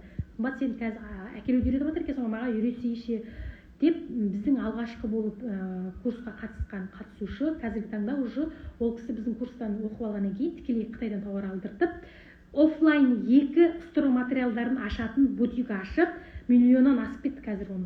басында бізге қанша таптың дегенде, уже табысың дегенде миллион деп айтқан, қазір уже сұрағанды жоқ, біз одан көп тапты. Аша алғанда сол миллион тапса, қазір уже ол стройматериалдар білесіздер ғой, қазір бәрі құрылыс салады, стройматериалдар қырғын өтіп жатыр ғой. Вот, бұл біздің шәкірттеріміз табыс тауып жатқан. Шәкірттеріміз өте көп, мен сіздерге барлығын көрсетіп отырсам, мына жерде сағаттың уақытымызды таяп қапты. Ары қарай біздің бұл сіз біріншіден 1688-ден өзіңіздің керекті заттарыңызды және маркетплейстерге, уалберстерге сататын тауарларыңызды арзан бағада аласыздар. Мынау біздің ИУ қаласындағы складымыз, серіктестеріміз, яғни ИУ қаласында біздің тауарды реттеп салады бұлар. Және де Алматыда тоже КамАЗ центрдегі складымыз бар. Ол жерге толқа Қытайдан келген тауарлар келеді. КамАЗ центрден біз жан-жаққа таратып береміз. Сіздің клиентіңіз Шымкентте отырса, Шымкентте, Ақтауда отырса, Ақтауға, Уалберске салу керек болса, Уалберске салып жібереміз, Каспийге салу керек болса, Каспийдің сіздің сатқан клиентіңізге салып жібереміз. Бұл біздің логистикалық жұмысымыз, қызметіміз, живой түрде барлығын көрсетейін. Құрғақ сөз, құрғақ қасқа ауыз жыртады дейді, мен сіздерге нақты живой жұмысымызды көрсетіп жатырмын. Сіздерге ешқандай маркетинг үйреніп, қажет жоқ та, мысалы таргет үйренім керек, құрсын SMM, құрсын Instagram білмеймін, сотты білмеймін деп бас қатырмайсыз да. Бутик ашықта қажет жоқ, қазір бутикке ақша төлемей қойыңыз. Складта ашпайсыз, арендаға ешқандай нәрсе алмайсыз. Тек қана үйіңізде отырып, немесе өзіңіздің жұмыс орныңызда жүріп, телефоныңызбен, ноутбугыңызбен жасай салатын жұмыс бұл. Ешқандай қиындатпа деп мен салдым ғой сабақ. Еш нәрсені қиындататын қажет жоқ. Бірдеңе бастаған кеп тұрма, бизнес әсіресе, бизнес бастаған кеп тұрма, баста, қиындатпа. Анау керек ет, мынау керек ет, менде ноутбук жоқ, ақшам жоқ, мен деген жұмыстамын, күндіз қарбаласпын, балам бар еді, бүйтіп алайын, сөйтіп алайын деп керек емес та. Мысалға мен ер адамын ғой, бұнай нәрсемен айналыса аламын ба, қазір жұмысым бар ғой, анақ көп, бәрі сылтау, менде ақша жоқ деп шығатындар бар. Ақшасыз бастадық қой біз, ақшасыз жетіп жатырмыз бәріне. Біздің шәкірттерімізде де ақша жоқ. Бұл жерде ақшасы бар адам бизнес бастамайды. Не істейді ол ақшасы бар болса, жүре бермеймін ақшасын ұстап. Ақшасы жоқ адам, ақша табамын, басқалар сияқты менде де ақша болады, менде табысқа жетемін, менде машина аламын, үй аламын деген сияқты арман мақсаты бар, дамимын деген адам білім алады, бизнес бастайды. Сол себепті сіздер егерде бизнес бастаймын деп, әлі күнге шейін бастай алмай, бір нәрсе жетіспей жүрсе, пожалуйста, бастаңыздар. Просто бір 10 мың теңгеге ма, 5 мың теңгеге ма бір тауар алыңызда, Уайлберс пен Каспийге жүктеп қойыңызшы. Сразу заказ түседі. Вообще тауар алудың да қажет жоқ. Тауар алмай-ақ қойыңыз. Осы екі сайтты үйреніп алыңыз, тауар жүктеп қойыңызшы. Заказ сразу түседі. Азанда жүктесеңіз, түсте жүктесеңіз, кешке түседі заказ. И сразу ертесі күні складқа апарып тастайсыз тауарды. Сол кезде ғана сатып аласыз. Сізге точно алатын клиент тұрған кезде клиент сразу Уайлберске ақшаны төлейді. Бірақ Уайлберс не істейді? Ақшаны ортада ұстап тұрады. Сіз тауарыңызды салып, сіздің тауарыңыз клиенттің қолына тиген кезде ақшаны сіздің шотыңызға дүйсенбі және вторник күні салып жібереді. Қараңызшы, өте жақсы. Яғни сіз уже тауар алмайсыз, алдымен ақша шығармайсыз тауарға, алдымен тауар жүктейсіз, заказ клиент береді сізге, ертесі күні тауар клиентке салатын кезде не істейсіз? Тауар сатып аласыз. 500 теңгелік тауар ма, 1000 теңгелік тауар ма, 10 мың теңгелік тауар ма, оны сіз сұранысқа қарай көресіз. Яғни бұл ниша деп аталады. Сіз қандай тауар сатасыз? Ол сіздің нишаңыз болады. Мысалы, электрон тауар сатасыз ба, киім сатасыз ба, жоқ мысықпенен ненің жемін сатасыз ба, жоқ детский киім сатасыз ба, электрон тауар сатасыз ба, соның барлығы сіздің нишаңыз болып табылады. Бұл жерде сізге өзіңіздің айналысқыңыз келетін нишаңызды таңдайсыз. Бірінші қадамды айтып жатыр. Мен жаңа 3 қадамды айтып едім ғой, Уайлберстен бизнес бастап 500 мың теңге табудың. Біріншіден сіз өзіңіздің нишаңызды табасыз. Екіншіден сол нишаңызға қажетті тауарды 1688-ден қалай алдыртуды білесіз. Яғни 1688 бүкіл дүние жүзін тауармен қамдап отырған сайтты үйреніп алсаңыз, бұл сізге өмірлік азық. Содан кейін біз 1688 сайтын жаңағы паспортпенен тіркеп береміз, загранпаспортпенен, таубаумен Пиңдуду сайтына тікелей Қазақстан нөмірімен тіркеп, тікелей Каспиймен төлем жасап, тікелей өзіңіз, менсіз, ешқандай делдалсыз, экспертсіз тауар алдыра аласыздар. Бұл ең маңызды нәрсе. Нишаңыз таптыңыз, 1688 сайттан товар алуды білдіңіз, и товарыңыз Алматыға келген кезде уже сіз Вайлберске, Каспиге салып сата бересіз. Немесе Қазақстандағы Алматыда тұрған товарды нишаңыз тауып алып, сол товарды сатып алмай, фотоға түсіріп, Вайлберске, Каспиге салып, клиент заказ бергеннен кейін ғана сатып алып, 5-10 мың теңгеге и саласыз, сатасыз. Все, уже айнала береді. Сіздің ақшаңыз түскеннен оның пайдасына тағы товар аласыз. Сөйтіп айландырып уже ақша тауып аласыз, ойлаңызшы, иә? Так, біздің товар тікелей Қытайдан 14-20 күннің ішінде жетеді. Егерде шекара тексеріс, кептеліс болып жатқан жағдайда, ол кезде кішкене күтеміз, иә? Так, қазіргі шекара жағдайы норма. Енді қараңыздар, бұл мінекей 3 қадам, иә? Неше табасыз? 1688 Алматыға келеді, Каспий Вайлберске жүктейсіз. Каспий Вайлберске заказ түскеннен кейін, клиенттің қолына товар жеткеннен кейін доллар ақша салады сізге, иә? Теңгемен салады. Так, товарларды Каспий және Вайлберске маркетплейске жүктеп аласыз. И бұл схеманы қараңыздаршы. Осы схема неше табасыз? 1688-ден алдырасыз, немесе Алматыдағы складтан алдырасыз. Аласыз, немесе алмайсыз вообще. Алдымен Каспий мен Вайлберске жүктейсіз. Клиент алғаннан кейін барып сатып алып сатасыз, и ақша сіздің Каспий пайыңызға түсіп тұрады. Осы схеманы маман үшін мықты программасын білудің қажет жоқ. Мысалы, осы схеманы прям программарист, ноутбук шағып тұрған, сотканы шағып тұрған адамдардың білу қажет емес. Яғни мен ноутбук, қойш бұны ноутбук шағып тұрғандар біледі ғой, қойш бұны қытайша сөйлей алатындар істейді ғой, қойш бұны жастар істейді ғой деген нәрсе проблема емес. Бұны тек телефон және де интернет болса, және өзіңізде мықты сенім болса болды. Телефон немесе ноутбук мықты сенім жасайын мен.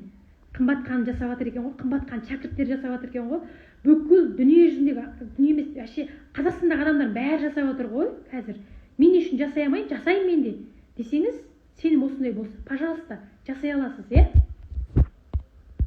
Бұған әбзәтіне бір 9 жыл тәжірибесі бар адам жасайды деген нәрсе емес. Бұны қазір кез келген біздің шәкірттеріміз жасап жатыр, иә? Менің басқа қыз-келіншектерден ешқандай артықшылығым жоқ. Яғни менде сол сияқты проблемамен осы бизнеске келген адаммын, иә? 2 қол, 2 аяқ, 2 көз барлығымызда бар, иә? Дұрыс па? Тек ұқсамайтын бір жерім бар. Бұл менің мышлением. Психология әртүрлі деңгейде болады. Мысалға, бизнесті жасап көрмеген адамдар болсын, немесе қорқынышы бар адамдар болатын болса, қорқынышы бар адамдар деген кім? Мысалы, психологиясы, иә? Мысалға, жаңағыдей, мен бұл бизнесті жасай алмай қалмайын ба, менің ақшам жоқ қой, мен ана жұмыс істеймін ғой, күндіз бос емеспін ғой, мен күйеуім ұрсады ғой, немесе тағы не бар? Мына бойдақ болсын жасап отыр ғой деген сияқты, иә? Тағы да не бар? Мен өзім жұмысым бар ғой, қосымша мен Алматыда емеспін ғой, ақша керек қой оған деген сияқты өзіне мышлениясы өте төмен, яғни бүкіл нәрсені өзіне кедергі жасап алған, дамуына, бизнес бастап кетуіне, мен сияқты ақша тауып кетуіне кедергі жасап алған алдына өйтіп ше. Ол кедергілердің бәрі мына мидағы өзінің жасап алған нелері да, мышлениясы да, дұрыс емес мышление. Сіз сол кедергілерді бүйтіп алып тастау керексіз. Ақша жоқ болса жасай алады екенсің ғой. Оған постоянно отырудың қажеті жоқ екен ғой. Өз жұмысын істей алады екен ғой. Мен бала қарап жүріп те жасай алады екен. Күнде жарты сағат уақыт шығарсам болды екен ғой. Күнде жасамасам да кешке жасасам болады екен ғой. Мен Алматыда болмасам да оны доставка жасайтын адамдар бар екен ғой деп мына кедергілердің бәрін шайып тастасаңыз, сіздің мышленияңыз өзгереді уже. Табыс табуға, иә? Ақша таба бастағаннан кейін уже сіздің көп ақшаны қабылдауға мышленияңыз өзгереді. Сол нәрселердің барлығын алып тастасаңыз, тура біз сияқты қазіргі онлайн осы маркетплейстер арқылы табыс тауып жатқан адамға өзгересіз. Тек қана сол кедергілерді мына басыңыздан алып, осы білімді білсеңіз ғана жетеді. Иә? Мышленияңызды өзгертесіз. Яғни мына таракандарды, басыңыздағы таракандарды алып тастайсыз, кедергі жасап тұрған өзіңізге. Ойланам ақ көп деген сияқты. Одан кейін жаңағы мышление өзгерткеннен кейін білім аласыз и сосын әрекет жасайсыз. Әрекет міндетті түрде мен осыны үйренсем болды екен, маған ақша бүйтіп салбырап түседі екен деген ой болмасын. Сіз маркетплейстерге, Wildberriesке, Каспиге тауар жүктемесеңіз, ол қайдан ақша түседі өзінен? Сіз тауар жүктегеннен кейін барып ақша түседі ол жерге. Тауар жүктеуге күніне бір ең ұзап кеткенде жарты сағат, бір сағат қана уақыт кетеді. Оны сіз үйреніп алсаңыз, қазір маркетплейстердің сайттары өте оңай. Артиклді қоя саласыз, заказды кіргізе саласыз. Қазір тауар жүктеуге маркетплейстерге 2-ақ минут кетеді, ұзады дегенде. Даже тіпті 1 минуттың ішінде де салуға болады. Прямо мен ноутбук білмейтін едім десең 5 минут кетеді. Өте оңайластырып қойды қазір сайт. Күннен күнге жаңаланып жатыр, күннен күнге оңайластырып жатыр. Так, енді қараңыздар. Енді ең маңызды нәрселер айтылады.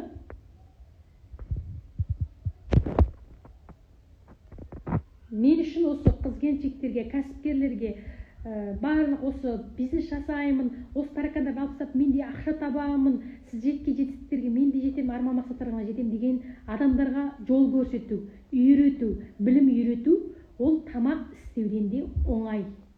Түсінікті ма? Тамақ істеуден де оңай. Тамақ істеу кез келген адам қолынан келеді ғой. Бұл жұмыс менің сіздерге мен үйретуім, яғни бір адамға тамақ істеуден де оңай. Яғни өйткені мен уже өзім жасап жатырмын бірге бір жібой, прям жібой нәрсе. 9 жылдан бері осы бизнеспен айналысып келе жатырмын. Яғни менің сіздерге үйретуім ол өте оңай. Яғни қарапайым жолы мен 5 жастағы балаға үйреткен сияқты үйретемін. Енді қараңыздар.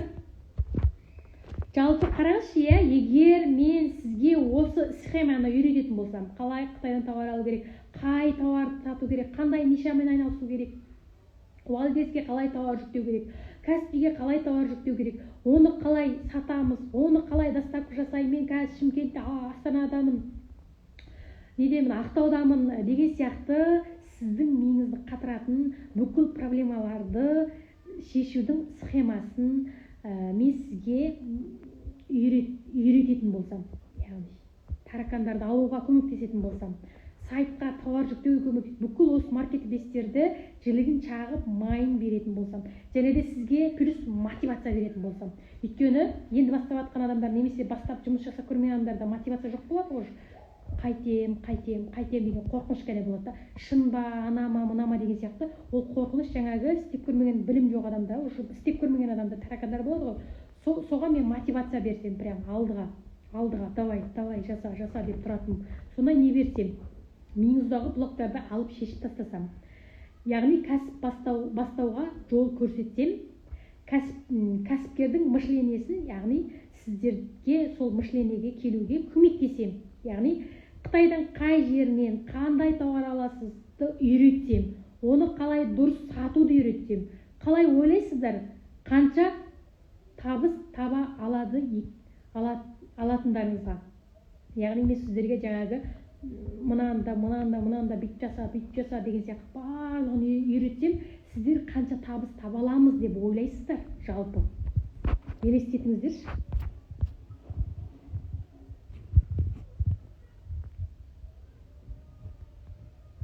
Так.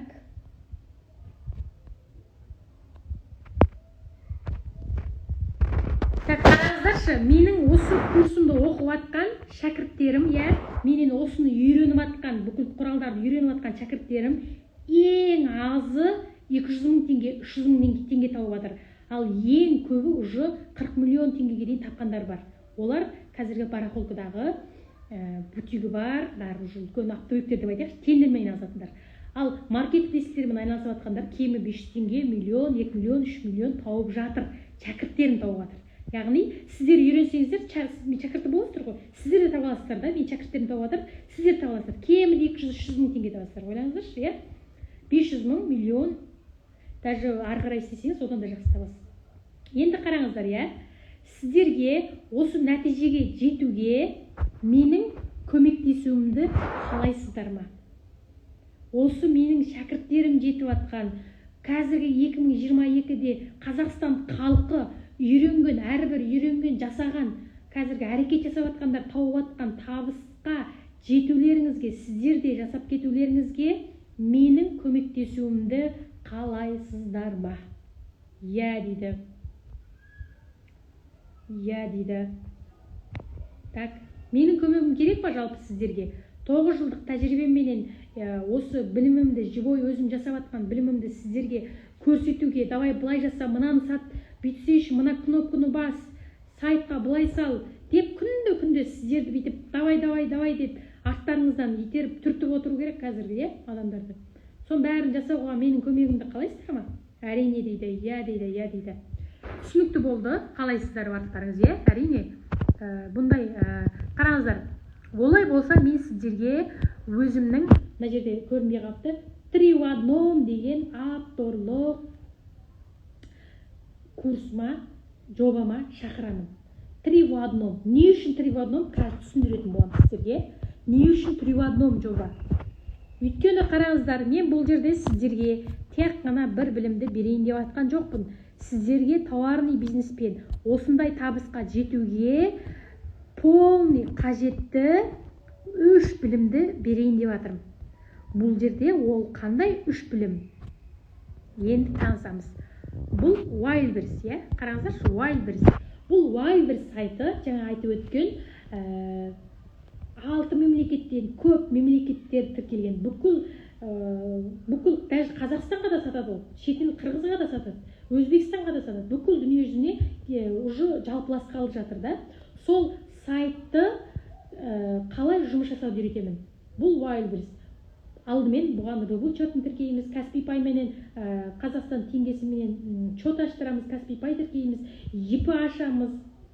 Және де ақша қалай түседі, банкты таңдайсыз, счет таңдайсыз, тіркейсіз, ИП ашқаннан кейін, одан кейін Wildberries тіркейсіз өзіне. Одан кейін арғарай уже өзіңіздің кабинетіңізді настройкаларды таныстырамын, яғни мынаны бассаң кіреді, мынаны бассаң шығады, мынамен бүйтесің, мынамен товар енгізесің деген сияқты, және де оферта деген бар, договорға қалай қол қоясың, договорды қалай тіркейсің, товарларға жаңағы ұтымды баға қою, комиссия, процент, доставка, анализ, в общем, бәрін скидка жасау, товарды енгізу, товарды өшіру, сатылымға шығару, товардың фотосын реттеу, фотосы арқылы, артикул арқылы, товардың аты арқылы енгізу деген сияқты. Бұдан да тыс, мына жерге симай қалды, мен жарты бөлігін ғана бүйтіп кесіп сақ қойдым. Көп деген жалпы осы Wildberries-пен табыс табуға қажетті бүкіл білімді, ақпаратты үйретеміз. Бұл 3 в 1 дедім ғой, бұл біріншісі. Бұл бірінші модул. Яғни полный Wildberries үйренесіз. Кері байланыс барлығы болады. Яғни сіз нәтижеге жеткенге дейін сізді жетектейміз. Қазір шәкірттерімізді де солай жетектеп жатырмыз. Бұл бірінші модул. Екінші модул Каспий. ИП ашу, счет ашу, Каспий Пай ашу, жаңағы банктердің қызметі, ИП ашқаннан кейінгі және тағы басқа да счеттардың, банктердің барлық қызметтері, Каспий Пай, рет ашу, Каспий Пай арқылы рассрочка, Каспий рет ашу, және де Каспий магазин ашу, Каспий магазинге товар тіркеу, Каспий магазиннің настройкалары, в общем, Каспий заказ товар салға жүктегеннен бастап заказ алғанға дейінгі барлық білімдер осы екінші модулда қамтылады. Яғни мен сіздерге тек қана Wildberries емес, кейбіреулер тек қана Wildberries үйретіп жатыр ғой. Мен Wildberries-ті үйретемін, Каспийді үйретемін. Сат, қай жаға болсаң сат. Қай мүмкіндік бар? Каспийге сатуға мүмкіндік болып тұр ма? Каспийге сат техниканы. Wildberries-тен битовой техника мүмкіндік болып тұр ма? Wildberries-тен сат. Барлығына сат. Сізге жан-жақтан ақша түсу керек. Сол кезде сіз уже миллионер боласыз, дұрыс па? Барлығын білу керексіз. Одан кейін, одан тыс Қытаймен бизнес. Яғни сіз арғарай бұйыртса заказыңыз көбейгеннен кейін уже өзіңізге товар алдырсаңыз да, бизнесіңізді дамытқан кезде сіз осы Wildberries Каспийге Қытайдан товар алдыру керек болады. Арғарай дамып жатқан кезде. Сол кезде бұл Қытаймен бизнес ол кез келген уақытта сізге керек. Сіз осы товарный бизнесте боласыз ба? Все, сізге бұл Қытаймен бизнес ерекше керек. Бұл Қытаймен бизнес үшінші модул, яғни мен қазір сізге үшінші курсты айтып жатырмын, үшінші сайт, екі сайт айтып өттім. Бұл жерде Alipay жүйесімен төлем жүйесін тіркеу, яғни Alipay деген Қытайға төлем жасайтын жүйе бар. Соны тіркеу, яғни 1688-ге Taobao-ға Pinduoduo-ға тіркеу, және де 1688 сайтын Қазақстан нөмірімен тіркеу, 1688 сайтын Қазақстан загранпаспортымен тіркеу, 1688 сайтына анализ жасау, тауарлардың сапасын тексеру, сенімді зауыттар табу, және де 1688 сайтынан фотосымен, атымен тауарларды іздеп, зауыттарды зерттеп, бүкіл 1688 сайтын беске үйреніп алу. Одан кейін Taobao сайты бар. Taobao сайты дегеніміз ол розница сататын сайт, 1688 дегеніміз ол оптом сататын сайт. Бірақ сіз 1688-ден де сіз бір штуктап болсын зауыттан прямой товар ала аласыздар. Taobao сайтына тіркеу, Taobao сайтына товар іздеу, Taobao сайтына тікелей Каспиймен төлем жасап заказ беру, Pinduoduo сайтына тіркелу, Pinduoduo сайтына тікелей төлем жасау. Мына жерге сыймай қалды. Қытай зауыттарынан Қазақстанға доставка жасау, Қытайдан Қазақстанға тауар алдырту. Полный Қытаймен бизнесті үйретеміз. Ойлаңызшы, бұрын Қытаймен бизнесті тек қана бір ғана курсты үйретіп жүрдік қой. Қазір Қытаймен бизнесте бар, Wildberries-те бар, Каспийде бар, не керек бәрі бар. Бұл 3-ші модуль. Ал бұл 3 в 1 дегеніміз біздің осы 3 курс, 3 пакет. Бұл 3 в 1 біздің 3 в 1, е? 3 в 1 мен танысып өттіңіздер. 3 қадамды көрсеттім. Енді қараңыздар. Ары қарай мен осы жобамды толық түсіндіріп өтейін. Тікелей эфиріміздің уақыты да аяқтап қапты. Тікелей эфирдің соңына дейін отырғандарға мен өзімнің бонус 1688 кітапшамды тегін беретін боламын, иә? Ал енді кеттік, біз осы 3 в 1 курсқа 3 пакет даярладық. Бұл 3 пакетмен, VIP пакеттен бастап таныстыра өтейін, иә? Мына жерде уже не болып қалды, иә? VIP пакет деген сөз көрінбей қапты. VIP пакет. VIP пакетте мен сабаққа 1 жыл доступ берем. 3 сайт полный кірет. Бұл курста сіз VIP пакетте менімен тікелей байланысасыз. И 1688, Қытаймен бизнес, Wildberries, Каспий. 3 сайтты полный үйренесіз. Сабаққа 1 жыл доступ. Яғни сіз 1 жыл бойы көре аласыз. И куратор болады еще тапсырма болады. Еще мен болам. Және де практика болады. Бүгін үйреткенімізді сразу практика жасатып, сразу заказ алдыртып, бірге-бір нәтижемен жұмыс жасаймыз. Яғни сізден нәтиже шықпайынша біз сізден ажырамаймыз. Яғни сізден нәтиже шығару біздің мақсатымыз. Дұрыс па? VIP пакетте. Және де қымбат қанымен зумда разбор. Яғни бұл мен сізге тікелей разбор жасап, тікелей сізбен мен общем былай сөйлесіп отырасыз, звондап прям, иә? И қосымша бонустар, яғни фулфилмент қызметі, яғни сіз басқа қалада отырсаңыз, сізге Алматыдағы складтың контактылары керек болады. Енді басқа қаладан Алматыдан келіп тауар іздеп жүрмейсіз ғой. Біз дайырлап қойған біздің серіктестеріміз бар, және өзіміздің складымызда тауарлар бар. Алматыдағы дайын тауарлардың склады, контактысы, каталогын береміз. В общем, сіз сайтты үйреніп алғаннан кейін сізге тауар керек болады ғой, поставщик керек болады. Жоқ, жаңа доставка жасайтын адам керек болады. Доставка керек болады, еще бәрі керек болады. Соның бәрін біз сізге не керек, соның бәрін дайындап береміз. И бұның құны, я қазір бүгін 159 мың теңге. Мен оған тікелей эфирде осылай не істеп жатырмын. 150 мың теңгедей болады. Негізі бұл 3 курс, негізі басқалар Қытаймен бизнес курсының өзін 300 мыңға, 200 мыңға, ең арзан 150 мыңға оқытып жатыр. Кәдімгі профессионалды курстар, иә? Ал енді Wildberries-тің өзін 300 мыңға, миллионға оқытып жатыр. Миллионға оқытып жатыр Wildberries-те. Не үшін? Қазір сұраныс болып жатқан, олар бағаны көтеріп жатыр ғой, бүйтіп. Біз бағаны көтерген жоқпыз, біз халықпен біргеміз. Халықпен бірге неміз, иә? Яғни бәріне қараймыз, яғни ойбай деп ақша қызық миллион деп айтпаймыз. И 159 мың теңге. Жаңағы анау миллионға сатып жатқан курс бар. Енді орташа есеппен 300 мың деп есептейікші, жарайды 300 мың. Wildberries 300 мың, Қытаймен бизнес 200 мың, 500 мың, Каспийді үйретіп жатыр, тоже 200 мыңға. Сонда бұл 500 мың, 500, 600, 700 мың теңгенің курс екен. Орташа есеппен, арзан есептегенде. Мен бұл 700 мың теңгелік курсты өзімнің 9 жылдық тәжірибем бар. 9 жылда қаншама қымбат курстарға қатыстым, қаншама өзім жбой бірге-бір істедім, иә? Осыны мен тек қана VIP пакетте, тікелей эфирде небәрі 159 мың теңгеге беремін. Бұл VIP пакет. Енді бізде 3 пакет бар. Мен енді сіздерге Pro пакетін таныстырайын. Бұл Pro пакетте тоже 3 сайт бар. Қытаймен бизнес, Wildberries, Каспий полный беремін. Үш сайтыда сабаққа 6 ай доступ болады. 6 ай доступ болады бұл жерде. И кері байланыс куратормен болады толқа. И мен емес. Мен тек VIP пакетте болам. Бұл про пакетте куратормен болады. WhatsAppта толқа звондай алмайсыз, толқа WhatsAppпен. Куратормен жұмыс жасайсыз. Яғни куратор сіздің кез келген жасай алмаған, істей алмаған жұмысыңызға ответ беріп, үйретіп, сізді нәтижеге шыққанға дейін сізге көмектеседі. Яғни кез келген сұрақтарыңызды істей аласыз. Қазір үйрендіңіз, бір жерін білмей қалдыңыз ба, куратордан сұрайсыз. Бір жерін білмей қалдыңыз ба, куратордан сұрайсыз. Енді мына жерде бағалары бәрі дұрыс көрінбей тұр. Куратор, тапсырма, қосымша бонустың барлығы бар, тек қана мен жоқ бұл жерде, иә? Бұның бағасы, қазір мен басқа бір несінің баннерді көрсетейін, бағасы көрсетіліп тұрған. Көрінбей қалыпты бұл, кешіріңіздер. Бұның бағасы негізі бүгін тікелей эфирде мен небәрі бір скидка жасаған едім.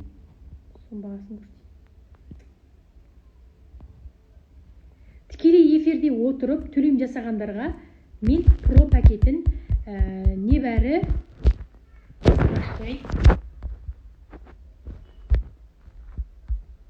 жазатын нәрсе про пакетте барлығы үйретіледі, тек қана куратормен жұмыс болады.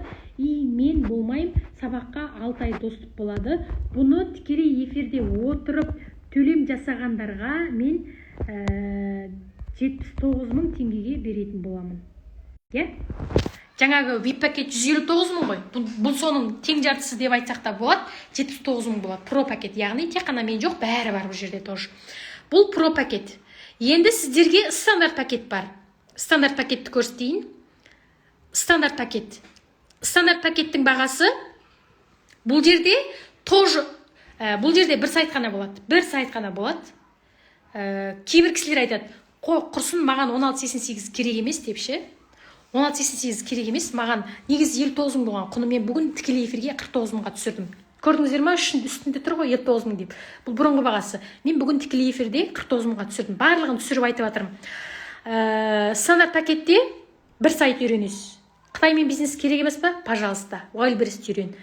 Wildberries керек емес па? Пожалуйста, Каспий керек болса, Каспийді үйрен. Қытаймен бизнес қана керек болса, Қытаймен бизнесті үйрен. Кез келген 3 курстың мен біреуін берем сізге. Бере алам, бұл стандарт пакетте. Таңдау сізден. Wildberries керек болса, Wildberries'ті оқисыз. Қытаймен бизнес болса, керек болса, Қытаймен бизнесті оқисыз.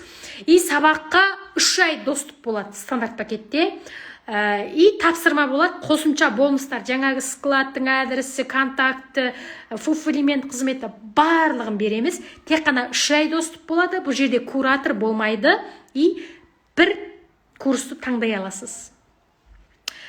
И мен қазір тікелей эфирде тіркелгендерге тағы бір бонус бергім кеп тұр, ойыма қазір түсті. Яғни мен бұл жерде 2 сайт бергім кеп тұр. Яғни сіз егерде Қытаймен бизнес таңдасаңыз, мен Каспийді қосып берем, Каспий курсын қосып берем, бонус ретінде берем. Тек қана тікелей эфирде тіркелген адамдарға естеріңізде болсын. Wildberries'ті оқысаңыз, мен Wildberries'ке Каспий тағы қосып берем. Бұл жерде. И логистика тоже бар, иә? Қытайдан тауар алдырту логистиканы 3 пакетте де қолдана аласыз. Еще одан да зоры бар, қазір айтам. Бұның құны небәрі 49.990 теңге. Тікелей эфирде отырғандарға 49.990 теңге 2 сайт болады. Бір сайтты оқисыз, мен сізге бір сайтты бонус ретінде берем, тек қана тікелей эфирде төлем жасағандарға. Ары қарай кеттік. 3 пакетпен таныс алдыңыздар деген ойдамын, иә. Енді осы 3 пакетке орын аламын, тіркелемін, тікелей эфирде отырып дейтін кісілерге мен реквизитті шығарып қояйын. Бізде рассрочка бар. Қазір 12-ден кейін рассрочка ашылады бізге бір аптаға. 12 айға бөліп төлеу бар. Если что, ақшам жоқ, немесе аз дейтін болсаңыздар, пожалуйста, рассрочкамен алыңыздар. VIP пакет алыңыздар, пожалуйста, про пакет алыңыздар, иә? Өйткені бұл жерде 3 сайт полный бар. Рассрочка бар. Рассрочкамен алу үшін, бүгін рассрочкаға тіркелу үшін қайсы пакет болса да, тура қазір тікелей эфирде отырып рассрочкамен алам деген адамдар орын алып қоясыздар. Өйткені бізде рассрочканы барлық адамға бере бермейміз. Өйткені сол себепті уақыты да қысқа, рассрочканы бізге бір айға беріп тастамайды, 5 күнге, 3 күнге, бір аптаға әрең береді. Сол себепті рассрочка қазір 12-ні 12-де ашылады, түнгі сағат 12-де. 3000 теңге задатка төлеп қойғандарға мен рассрочкамен бере аламын.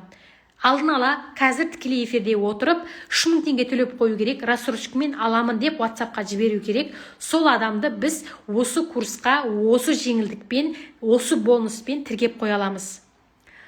Егер де жоқ, менің ақшам бар, рассрочкамен бөліп төлеп жүрмеймін десеңіздер, пожалуйста, Каспий 8747 490 72 83 нөмерге төлем жасайсыздар, чекті де осы нөмерге жібересіздер и сразу тіркейміз. Сабақ ертең азанда 10-да басталады. Ертең азанда 10-да басталады. Бұл осы лекке жасаған соңғы эфир, осы ертең басталатын лекке жасаған соңғы эфир. Рассрочкамен тіркелетіндер 3000 теңге задатка төлеп қоясыздар. Түнгі сағат 12-де бізде рассрочкаға доступ ашылады. Қазір заявка беріп қоямыз. 12-ден кейін қабылдайсыз. Біз азанда уже сізді 10-да сабақта күтеміз. Егер де толық төлем жасайым десеңіздер, 8747 490 72 83 нөмеріне төлем жасап, чекті осы нөмерге WhatsApp-қа жібересіздер. Ал мен сіздерден сұрақ жауап ашып қояйын. Және де өзім осы пакеттерді түсіндіріп қояйын. Яғни стандарт пакет. VIP пакет деп жазайыншы. Ал мен VIP пакет таныстырдым ғой. VIP пакетте мен боламын. VIP пакетте мен боламын. VIP пакеттің құны небәрі 159 000 теңге. Қазір тікелей эфирде төлем жасағандарға. VIP пакеттің артықшылығы ол жерде бастан аяқ мен боламын. Сабаққа 1 жыл доступ болады, қосымша материалдар, жаңағы Wildberries, Каспий, Қытай мен бизнес полный кірет. 3 в 1 курс қой, в общем. 3 в 1 курс. Про пакеттің құны қазір тікелей эфирде отырып төлем жасағандарға 79 000 теңге небәрі. Бұл про пакеттерде полный 3 сайт болады. Қытай мен бизнес, Wildberries, Каспий барлығы болады. И тек қана сабаққа 6 ай доступ болады. Ана VIP пакетте 1 жыл доступ болса, мынаған жарты жыл доступ болады. Бұл жерде куратормен жұмыс болады. Стандарт пакетте тек қана бір сайт таңдайсыз, мен сіздерге болады. VIP пакетті рассрочкамен төлесеңіз болады әрине. VIP пакет өзі рассрочкамен төлейтін пакет қой негізі. Бұлай төлесеңіз де болады, рассрочкамен төлесеңіз де болады. Стандарт пакеттің бағасы, стандарт пакетте полный Каспийді берем, Қытай мен бизнесті оқысаңыз, тоже Каспийді берем, Бұл біздің 3 сайттың құны. Шығарып қойын, қазір білмейтін кісілер болып қалуы мүмкін, соңынан кіріп атқан. Рассрочкамен төлесеңіз болады. VIP пакетті рассрочкамен төлеу үшін айтпақшы, тұратыңыздаршы, мен рассрочкаға негізі қанша адамға берсек болады? Рассрочка негізі 3 адамға болады. 3 адамға рассрочка болады. Себебі біз барлығын рассрочкамен ала бермейміз, өйткені бізде де жаңағы процент деген бар, ана бәле, мына бәле бар. Ол үшін бізге Каспий голдпен төлегендеріңіз ең тиімді, Сол себепті рассрочкаға тек қана 3 адамға доступ бере аламын. Рассрочкаға тіркелу үшін қазір сразу осы Каспий голдқа 8747 490 72 83 нөмеріне рассрочкамен төлеймін деп жазу керексіздер. Жазуған емес, 3000 теңге төлейсіздер, 3000 теңгені төлеп чекті осы нөмерге жібересіздер. VIP пакетті алу үшін, Тағы қандай сұрақтарыңыз бар? Сұрақтарыңызды қойып алыңыздар, тікелей эфирді аяқтаймыз, уже уақыт болып кетті. Мен осы неге 3 адамға, мен қазір 3 адамға тек қана 5 минут уақыт беремін. 5 минут. 5 минуттан кейін мен ары қарай сабағымды жалғастырамын, немесе тікелей эфирден түсемін. Өйткені бізде уақыт қысқа қалды, 3 адамға 5 минут уақыт беремін. 5 минут уақыт беремін. Рассрочкамен төлеуге немесе толық төлем жасауға 3 адамға беремін. 5 минут. Қазір сағат 22:30 болыпты. 22:35-ке дейін тіркеліп үлгеріңіздер. Одан кейін мен берейін десем де уже уақыт кетіп жатыр, Соткымда өшейін деді, уже төк жоқ. 3 адамға беремін. VIP пакет 159 000 теңге, Pro пакет 79 000 теңге, стандарт пакет 49 990 теңге. Курсқа тіркелуге 5 минут уақыт беремін. 5 минуттан кейін біз сұраққа жауап береміз, одан кейін ақырластырамыз сабағымызды, 5 минут 3 адамға доступ рассрочкаға немесе толық төлемге. пакеттен не үйретіледі, яғни Қытаймен бизнес, Wildberries, Каспи барлығы үйретіледі. Сабаққа 1 жыл достып, еще менімен тікелей байланыс болады, яғни мен сіздерге нәтижеге жеткенге дейін жетектеймін, яғни кез келген сұрақтарыңызды қоя аласыздар, звондап даже. Мен сіздерге 9 жылдық тәжірибеммен сіздерді кез келген сайтты былай саласыз, тауарды былай саласыз, Қытайдан тауарды былай аласыз деген сияқты курстан кейін де сіз біздің логистикалық жұмысымызды ала аласыз. Курстан кейін де сіз сұрақтарыңыз болса бізге қоя аласыздар.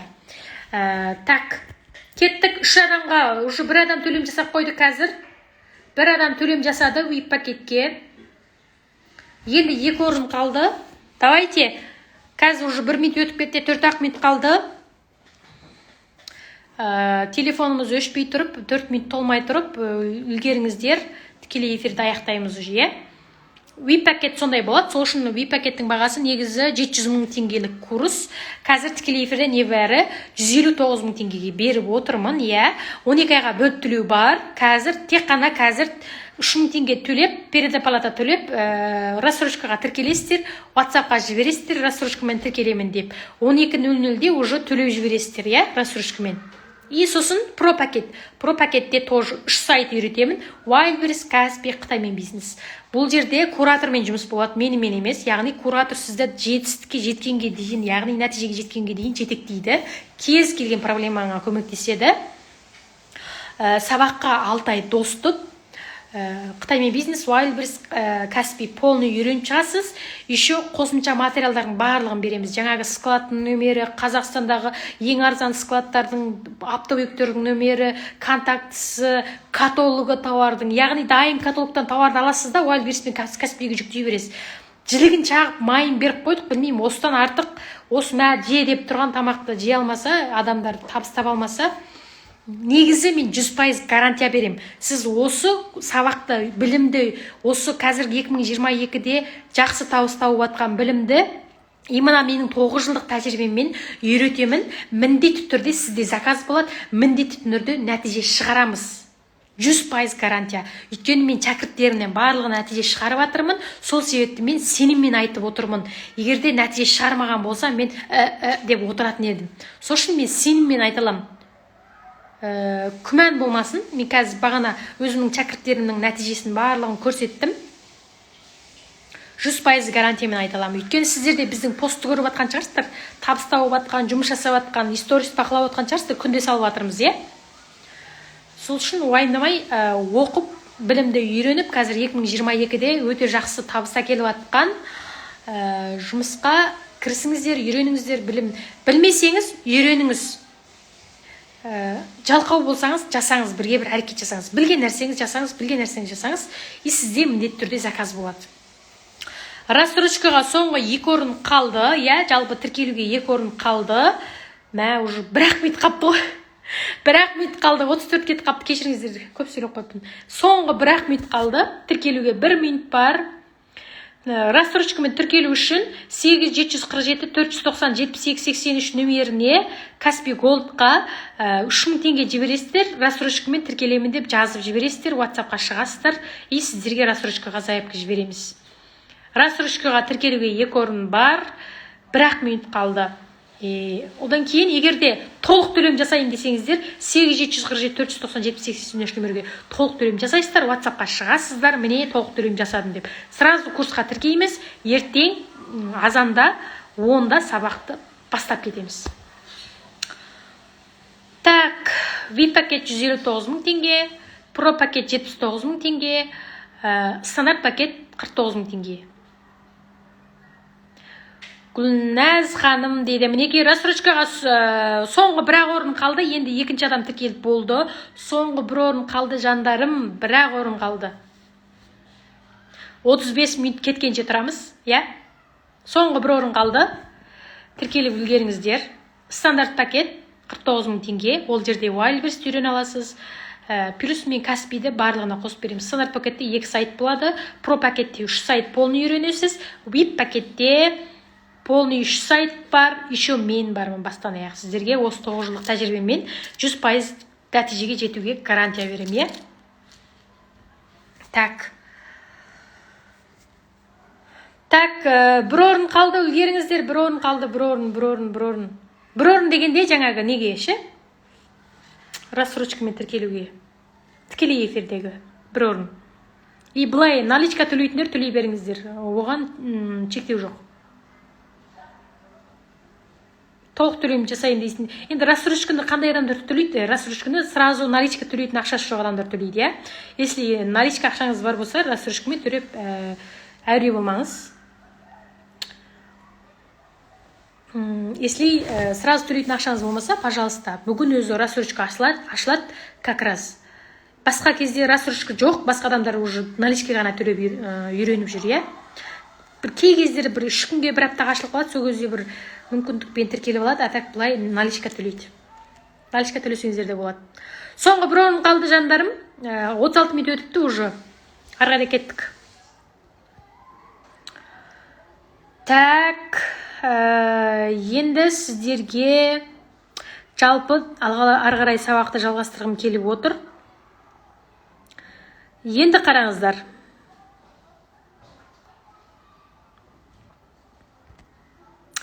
Курстан кейінгі нәтиже сауда жасаудың 9 жылдық Қытаймен бизнес жасаудың 5 жылдық тәжірибемен мен сіздерде бір айда меңгересіздер. Яғни менің 9 жылдық тәжірибем бар ғой, бизнес жасаған. 5 жыл Қытаймен бизнес жасадым, 4 жыл сауда жасадым. Осыны сіздерге бір айда үйретіп беремін. Курс бір ай болады ғой, онлайн, я? Курс бір ай болады.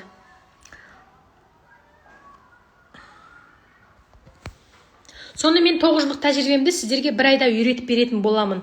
Сонымен қатар қараңыздар, я? Аржаны тағы да өте құнды ақпараттар бере кетейін.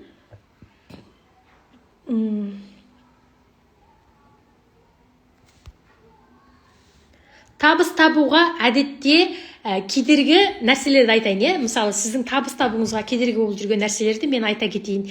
Яғни, мен Қытаймен бизнес бастағым келеді, бірақ күйеуім қарсы. Немесе мен Wildberriesте товар сатқым келеді, күйеуім қарсы дейді. Бар ма осындай айтып жатқан араларыңызда? Бар әрине, е? Немесе мен баламен отырмын, уақытым жоқ. Үйдегі жұмысым шаштан көп. Бар ма үйде тұрған аналар? Жалқаулық бар еще. Ой, жалқаулықты жеңеміз ғой, айымдамасаңыздаршы. Жалқаулық бол білімсіздік. Сіз егер біліп тұрсаңыз, жалқау болмайсыз. Ақшаның көзін көріп тұрсыз ба? Wildberriesке товар салдыңыз ба? Просто жалқау адамдарды салады оны ше. Бір-екі кнопканы басасыз, болды ғой, жеткілікті ғой. Жалқау адамды жасай алады бұл жұмысты. Бұл негізі жалқаулардың жұмысы ғой, білесіздер ма? Жалқаулардың дегенде қатты жан қиналғысы келмейтін, қатты ауыр жұмыс істемей-ақ, осы оп-оңай тез ақша, көп ақша табатын жұмыс істей берсеңіздерші, бастарыңызды қатырмай. Бұдан басқа қандай жұмыс бар енді? Көп ақша табатын, я? Және де мен ауылда тұрамын. Ауылда тұрсаңыз не болыпты? Бұл онлайн істейтін жұмыс қой. Менің шәкірттерім бәрі ауылда тұрады, құрсын. Ауылда тұрып жасап жатыр ғой олар. Доставкасын біздің аяқта жасап жатырмыз. Ештеңеден алаңдамайды, үшін бәрін бізге тапсырып салған ғой. Тек қана әйтеуір сайт үйренді, товар жүктеді, заказ қабылдайды, жіберіп отырады ғой мына жақтан фулфилмент қызметке. Менің қарызым көп. Шығыным көп. Қарызы бар адамдар жұмыс жасамау керек пе екен? Наоборот, қарызы бар адамдар жұмыс жасап ақша табу керек емес пе? Қарызым көп, бастамай-ақ қойсам қайтеді. Бастамай жүре беріңіз, онда ақша таппай. Өмір бойы қарыз болып. Наоборот, қарызы бар адам осындай бизнес бастап, көп ақша тауып, қарызын қайтару керек емес пе? Бұлардың барлығы не? Бұлардың барлығы сізді артқа тартып тұрған чәкеңдердің, үшарыптың сізге ойыңызға сап тұрған кедергілері просто. Сіздің ол дамытқысы келмейді да, сізді жібергісі келмейді. Сізді құртқысы келеді, жалқау қылып, жатқызып, сол бір аз табыспен сізді құртып жібергісі келеді да. Оларға жол бермеңіз сіз. Барлық миыңыздан жасап алған блоктарыңызды, қиындықтарыңызды ойыңыздан жасап алған. Алып тастаңыз да, шешіп тастаңыз да, жұмыс жасаңыз, табыс табыңыз. Бұл сылтау. Барлық адамда осындай проблема бар. Бұл проблема емес, бұл сылтау. Бұл сізді алдыға жібермей тұрған кедергі. Қорқыныштар. Қорқыныштарды алып тастаңызшы. басқа адамдардың бәрі осы қорқыныштарды алып тастап, менің өзім алып тастап жұмыс жасап жатырмын ғой. Мен айтсам болатын еді ғой, о, мен деген әкем болмаған, мен деген үйімде ақша болмаған, мен сол үшін жасамай отырмын деп біреуге тиіп алсам болатын еді ғой, ауылға барып. Біреуге сүйеніп өмір сүріп жүрсем болатын еді ғой. Өйткен жоқпын, Аллаға шүкір, өзім жұмыс жасадым, нәтижеге жетіп жатырмын, арман мақсаттарыма жетіп жатырмын, иә? Сол сияқты бұлардың барлығы сылтау. Бұндай сылтауларыңыз болатын болса, сіздер кедергі жасамаңыздар. Бизнес бастап кетулеріңізге кедергі жасамаңыздар. Мен сіздер үшін бұны барлығын бәріміздің басымызда бар дейтін едім, яғни менде де болған. Я, бұйыртса Алматыда не қылатын болсаңыз, толка жазыласыз, я, консультацияға жазыласыз, ақылы. Барлық нәрсе ақылы. Өйткені бізде қазір өте көп жұмыстарымыз бар, студенттеріміз бар, оқытып жатқан шәкірттеріміз бар. Алматыға келетін болсаңыздар, толка консультацияға жазыласыздар. Егер мен осы кедергілерді жеңбесем, яғни ой, менің әкем ерте қайтыс болып кетті емес пе, мен итак ақша жоқ жерден шықтым емес пе, құрсынша осы өмірмен жүре берейін, итак біздің рухымызда бар ғой, тегімізде ешкім бай емес қой деп жүре берсем, яғни мен осы қорқыныштармен бит жүре берсем, қош деп, маңайындағы сабақтастарым бәрі үйленіп кетті ғой, бәрінде ақша жоқ қой, құрсынша 100 мың теңге зарплатамен жүр ғой, мен де жүре берейінші, не бопты деп жүре беретін болсам, жүре беретін едім да, тура отыратын едім да, бір ешқандай табыссыз немесе ұзап кеткенде 70-80 мың теңге айлықпен. Бірақ мен осылардың барлығын жеңдім, жоқ болмайды деп арт жақтағы адамдарға емес, алдыңғы жақтағы дамып жатқан, көп табыстап жатқан адамдарға қарадым. Осылардың барлығын жеңдім и Алланың қалауымен мінекей жеке кәсіпкер атанып отырмын. Иә? Қымбат Бақытбек болып алдарыңызда отырмын сіздерге. Осы өзімнің жасаған тәжірибемді сіздер де жасаңыздар, мен де сіздердей болғам деп өзімді нақты көрсетіп отырмын. Яғни сіздерді осы бір проблемадан, осы бір қиыншылықтан, осы бір кедергілерден, осы бір қорқынышты ойлардан шығарып, білімді үйретіп, табысқа, нәтижеге шығуыңызға мен қазір 100% көмектесе аламын. Яғни 9 жылдық тәжірибемнен. Өйткені мен сізді түсінемін. Сізде өткен тәжірибелер, сізде өткен проблема менің басымда да өткен. Иә? Так. Енді қараңыздар.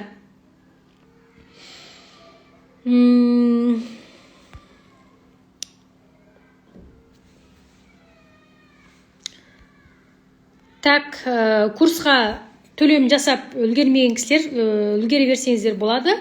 8-747-490-78-83, е? Енді бір нәрсе, өте жақсы нәрсе айтайын деп отырмын. Құнды нәрсе. Қазақстанға ешқандай табыссыз келдім, ешқандай ақшасыз келдім. Ойлаңызшы, е? Бір ешқандай ақшасы жоқ, бір жалғыз басты ана оқытқан бізді, ешқандай жағдайымыз жоқ, ешқандай жинаған ақшам жоқ, иә? Әйтеуір бір бейшара десеңіз де болады да, ол кездегі менің кезім. Не істедім? Сол 0 теңгемен келдім. Ешқандай ақшам жоқ. 10 мың теңгемен өзімнің жұмысымды бастап кеттім. Бір айдың ішінде мен 50 мың теңге таптым, ойлаңыздаршы, иә? Ең алғашқы бизнесімде. Одан кейін ары қарай уже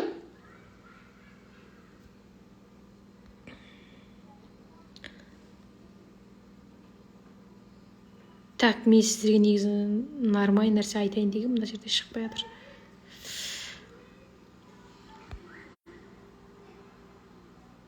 Егер сіздер қазір мүмкіндік іздеп отырған болсаңыздар, менде мүмкін ол кезде мен 2017-те маған біреу үйрене қоятын мүмкіндік болған жоқ. Осындай Wildberries-пен Каспиймен оп-оңай тауар сата алатын мүмкіндік болған жоқ. Гарантиямен біреу мені оқытам деген жоқ ол кезде. Қымбат гарантия берем, оқыш, мен сен ақша табасың деп ешкім айтқан жоқ ол кезде. Көрсететін ұстаз жоқ ол кезде менде. Ұстаз нарықта жоқ тәжәуілі. Ешкім айналыспаған ол кезде, иә? Сол кезде мен өзім әрекет жасап, ауыр жұмыстарды істеп, барахолкада нәски сатып, бутик ашып, өзім жүгіріп, тауарларды көтеріп, жалғыз жұмыс істеп басында, иә? Адам алмаған кезімде. Сондай қиналып жүріп, бәрін істеп, осындай дәрежеге жеттім. Ал сіздерде мүмкіндік дайын тұр қазір. Wildberries-ті былай істе, Каспийді былай істе деп барлығын көрсетіп беретін дайын білім тұр, иә? Осы білімді сіздер үйреніп жасап кетуге не қалды ғой, иә? Сізде 3 таңдау бар, қараңыздаршы. осы сабақты соңына дейін көріп, рахмет, біраз ақпарат білдік, шынымен жасайтсам болады екен, деп, бірақ әрекет жасамау. Білім үйренбеу, оқымау, жасамау. Ештеңе жасамайды, просто, бар екен ғой, осындай білім. Тауып жатыр екен, болады екен, жасақ қою, ойланып көру керек екен, негізі, деп, просто солай айта салу, әрекет жасамау. Өмір бойы солай жүру. Еш нәрсеге сенбей, өз-өзіне сенбей, әрекет жасамай, қорқынышпен, деп жүре беру өмір бойы. Яғни, өмір бойы бір табыспен өту. Қазір мен соткамды зарядкаға қояйын. Солай өту. Бұл сіздерге бірінші таңдау. Мен сіздерге 3 таңдау көрсете аламын, Бірінші таңдау осы. Рахмет, көп ақпарат бердің саған. Сөйт бүйт деген сияқты. Өте беру. Екінші таңдау, ешқандай курс оқымайсыз, Біреулерге, яғни, біреулер арқылы заказ бересіз, яғни, Қытайдан тауар алғың келсе, біреулер арқылы заказ бересің, еще біреулер оның үстіне процент қосады, в общем, анаған желініп жүресіз. Немесе, Wildberriesті білмейсіз, өзіңіз ашасыз, шұқылайсыз, в общем, бір заманда минусқа кіріп кетесіз ғой. Минусқа кіріп кетесіз, Білмейтін адам, конечно, минусқа кіреді ғой. Ол жерде минусқа кіретін жағдайлар былай жетеді. Оны баспа, минусқа кіресің, мынаны бітпе, минусқа кіресің деп біреу айтып отырмаса, қадағалап, минусқа кіріп кетесіз сол жерде. Ондай жағдар көп туылып жатыр. Олар білімсіздіктен. Яғни оқымаған, білмеген, білімге ақша қимағандар солай жасап білім минусқа кіріп жатыр. Енді біреусі, мен нәтижеге жетемін, қымбатқаның осы 9 жылдық тәжірибесімен, осы шәкірттер тауып атқан 300 мың, 500 мың, миллион, 40 миллионды мен де табамын, қымбатқанымға 100% осы тапсырамын, осыны бәрін үйренемін, гарантия беріп отыр ғой, осы гарантиямен жасап, гарантиямен мен нәтиже шығарамын, 100% көзге көрініп тұрған нәрсе, үйренемін десеңіздер, пожалуйста. Келіңіздер, үйреніңіздер, бірге бір жасайсыздар, бірге бір үйренесіздер, уже курс барысында сразу заказ тауар салып, сразу табыс тауып кетесіздер. Осы 3 нәрсе. Рахмет айтып, просто деп кет қалу, неме ештеңе әрекет жасамау, немесе ешқандай курс оқымау, біреулер арқылы біреулерге көп ақша беріп тауар алдырту. Білмеймін, сіз бар ғой негізі 1688-де өзіңіз үйренмесаңыз, басқа поставщиктерге просто эксперттерге бересіз, олар кәдімгідей ақша қосады үстіне. Сіз оған курстан аяп отырған 49 мың, 159 мыңыздың неше селеп желінесіз ол адамға. Білем ғой мен ондай тауар әкеліп жүргендерді. Басы қасында жүрміз ғой. Сондай боласыз. Еще сіз Wildberriesті ешкімнен үйренбей өзіңіз тіркеп шатасатын болсаңыз, бірдеңесін қате жазсаңыз штраф қой сразу. Штраф. Бір жерін дұрыс істемесеңіз штраф кетеді ғой. Ондай нелер көп. Оның бәрі негізі нақты живой істеп бірге бір көріп жатқан тәжірибелі біз сияқты мамандардың жетектеуімен сіз штрафқа түспей жақсы нәтижеге жете аласыз. Оны кім көрінген Wildberriesке тіркеліп жасай салатын нәрсе емес. Жарайды тіркелетін шығарсыз Қазақстан нөмірімен. Бірақ ары қарай настройкаларын жасау, счет тіркеу, счетты дұрыс тіркемесеңіз ақшаңыз басқа жаққа кетіп қалады, даже түспей қояды ақшаңыз, не істейсіз? Оның бәрі біздің басымыздан өткен. Біз неше рет тұрып, неше рет штраф жеп, неше рет минус болып, қазір уже плюсқа шығып, нәтиже шығарып, дамып кеткен дәрежедеміз ғой қазір, яғни. Аллаға шүкір да, бәрін білеміз қазір. Қай жағынан салса да. Сіздер сол үшін, минус болмау үшін, штрафқа түспеу үшін, уақытыңызды өткізбеу үшін сразу жасап, жұмыс жасап кету керексіздер. Үшінші талғам, ол қазіргі менің беріп отырған жеңілдігімен, қазіргі менің беріп отырған рассрочка өте жақсы, рассрочка деген нөлмен бастап кету ғой. Сол мүмкіндікті аласыздар. 100% гарантиямен оқытамыз дедік. Wildberries, Каспи, Қытаймен бизнес үшеуін оқисыз да, сразу оқып табыс тауып, уже ары қарай жалғасты бизнесіңізді дамытасыз. Осы 3 талғам. Сіз осы 3 талғамның қайсын таңдайтын едіңіз? Сабақтың аяқтауына таяп қапты. Осындай 3 талғам бар.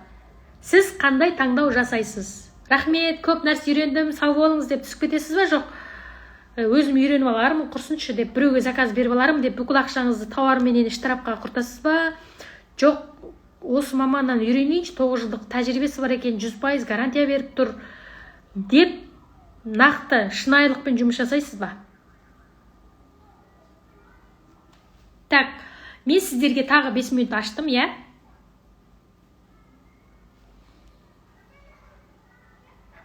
Қазір мына жерде кім үлгермей қалды, мен сіздерге тағы да 5 минутқа уақыт бердім. Қытай мен бизнес оқитын едім, үйренетін едім, мен осы үшінші талғамды жасаймын дейтін кісілерге 5 минут, үлгермей қалған кісілерге тағы 5 минут аштым. Қытай мен бизнес бастау дейді. Супер, керемет. Сұрақтарыңыз болса қойып отырыңыздар, сұрақ жауапқа келдік уже. Осы орайда мен 5 минутқа уақыт аштым, создым уақытымды. Негізі менде 1 сағат шығуым керек болған, қазір 2 сағатқа аяқ басып баратыр, 2 сағат 10 минут қапты. Мен 5 минутқа тіркелуге уақыт берейін. Қымбат ханым, үлгермей қалдық, үйрену керек дейді, өте керемет, супер. Ал үйреніңіз деген кісілерге мен 5 минутқа аштым. Қазір 22:51 кетіпті. Қазір чөт шығарған кезде есептейінші, уақыт үлгермей қалады кестер. 5 минут уақыт берем. Кімде төмендегідей 4 сұрақ бар. Мен тікелей алсам, ол тауар точына келеді ме? Мен тікелей Қытайға сізден оқып, Қытай мен бизнесті тікелей 1688 таубауға тіркеліп, тікелей тауар алдырсам, егер өзім, сізсіз, ешкімсіз, тауарым точына келе ма? Немесе заказ берген тауарымды сата аламын ба? Бір үштік тауар алдырта аламын ба? Бизнес бастауға қанша ақша керек? Осы 4 сұрақ кімде бар? Мен қазір репозит шығарып қойып, осы 4 сұрақтарыңызға жауап берейін, Бәрлеріңізде бар шығар енді. Шынымен келе ма тауар? Уалверсте шынымен тауар сата аламын ба? Жоқ. Не істеймін деген сияқты кісілерге менің қазіргі жауабым. Мен 5 минут уақыт аштым қазір. Енді жауап бере берейін, білесіздер ғой, жаңағы бөліп төлеумен тіркелу үшін, рассрочкамен тіркелу үшін 3000 теңге предоплата жасап, қазір рассрочкамен тіркелемін деп WhatsApp-қа шығасыздар. Ал енді немен тіркелетін болсаңыздар, толық төлем жасайтын болсаңыздар, VIP пакеттің бағасы 159 000 теңге, Pro пакеттің бағасы 79 000 теңге, стандарт пакеттің бағасы 49 000 теңге. Сіздің неңіз түсті. Рассрочкаға уже адамдар не істеп кетті, толып кетті негізі, бірақ мен қазір 5 минутқа доступ аштым ғой. Сол үшін тағы 3 адамға мен доступ бере аламын, Алдыңғы доступта уже 3 адам тіркеліп үлгеріп кетті. Егер де рассрочкамен төлеймін, бөліп төлеймін десеңіздер, пожалуйста, жаңағы стандарт пакет болсын, Pro пакет болсын, VIP пакет болсын, тоже 3 адамға беремін. Ол үшін 3000 теңге предоплата жасап, қазір 12:00-де бізде рассрочка қосылады, соған тіркеліп аласыздар. Мен қазір сіздерге заявка жіберіп қоямыз. Сағат 12 болады, қазір 1 сағаттан кейін уже рассрочка қосылады біздің неге, ЕП-ға. Содан кейін рассрочкамен төлейсіздер, толық төлем жібересіздер, и предоплата 3000 теңге жасап қоясыздар. И осы нөмерге жібересіздер. 8747 490 72 83 нөмеріне предоплата 3000 теңге төлеп, рассрочка, яғни 0 теңгемен бастайсыздар деген сөз. Рассрочкамен төлейсіздер. Айына бөліп төлейсіздер, Ал енді жоқ, мен толық төлей саламын десеңіздер, пожалуйста, 8747 490 72 83 қарызы болғым келмейді деген кісілерге толық төлем жасау үшін осыны төлейсіздер. Енді стандарт пакетте Wildberries тоқсаңыз, Каспиді қосып береміз. Қытай мен бизнес тоқсаңыз, Каспиді тоже қосып береміз, 2 сайт болады. Стандарт пакетте 3 ай доступ болады. И дайын сабақтар өзіңіз үйренесіз, куратор болмайды ол жерде, бірақ та полный сабақтар бар. И стандарт пакеттің бағасы 49 990 теңге. Ал тек қана тікелей эфирде отырғандарға, рассрочкамен төлесеңіз де болады, аз ақша болғаннан кейін полный төлейсеңіз де болады. Pro пакетте полный 3 сайт бар. Wildberries, Каспи, Қытай мен бизнес үшеуі де бар. Ол үшеуіне сіз полный оқисыз, куратормен жұмыс жасайсыз. Сіз нәтижеге жеткенге дейін куратор бастан аяқ сізді алып жүріп үйретеді. Яғни сұрақтарыңызға жауап береді. Бірақ сабақ менікі, сабақ мен өзімнің сабағым.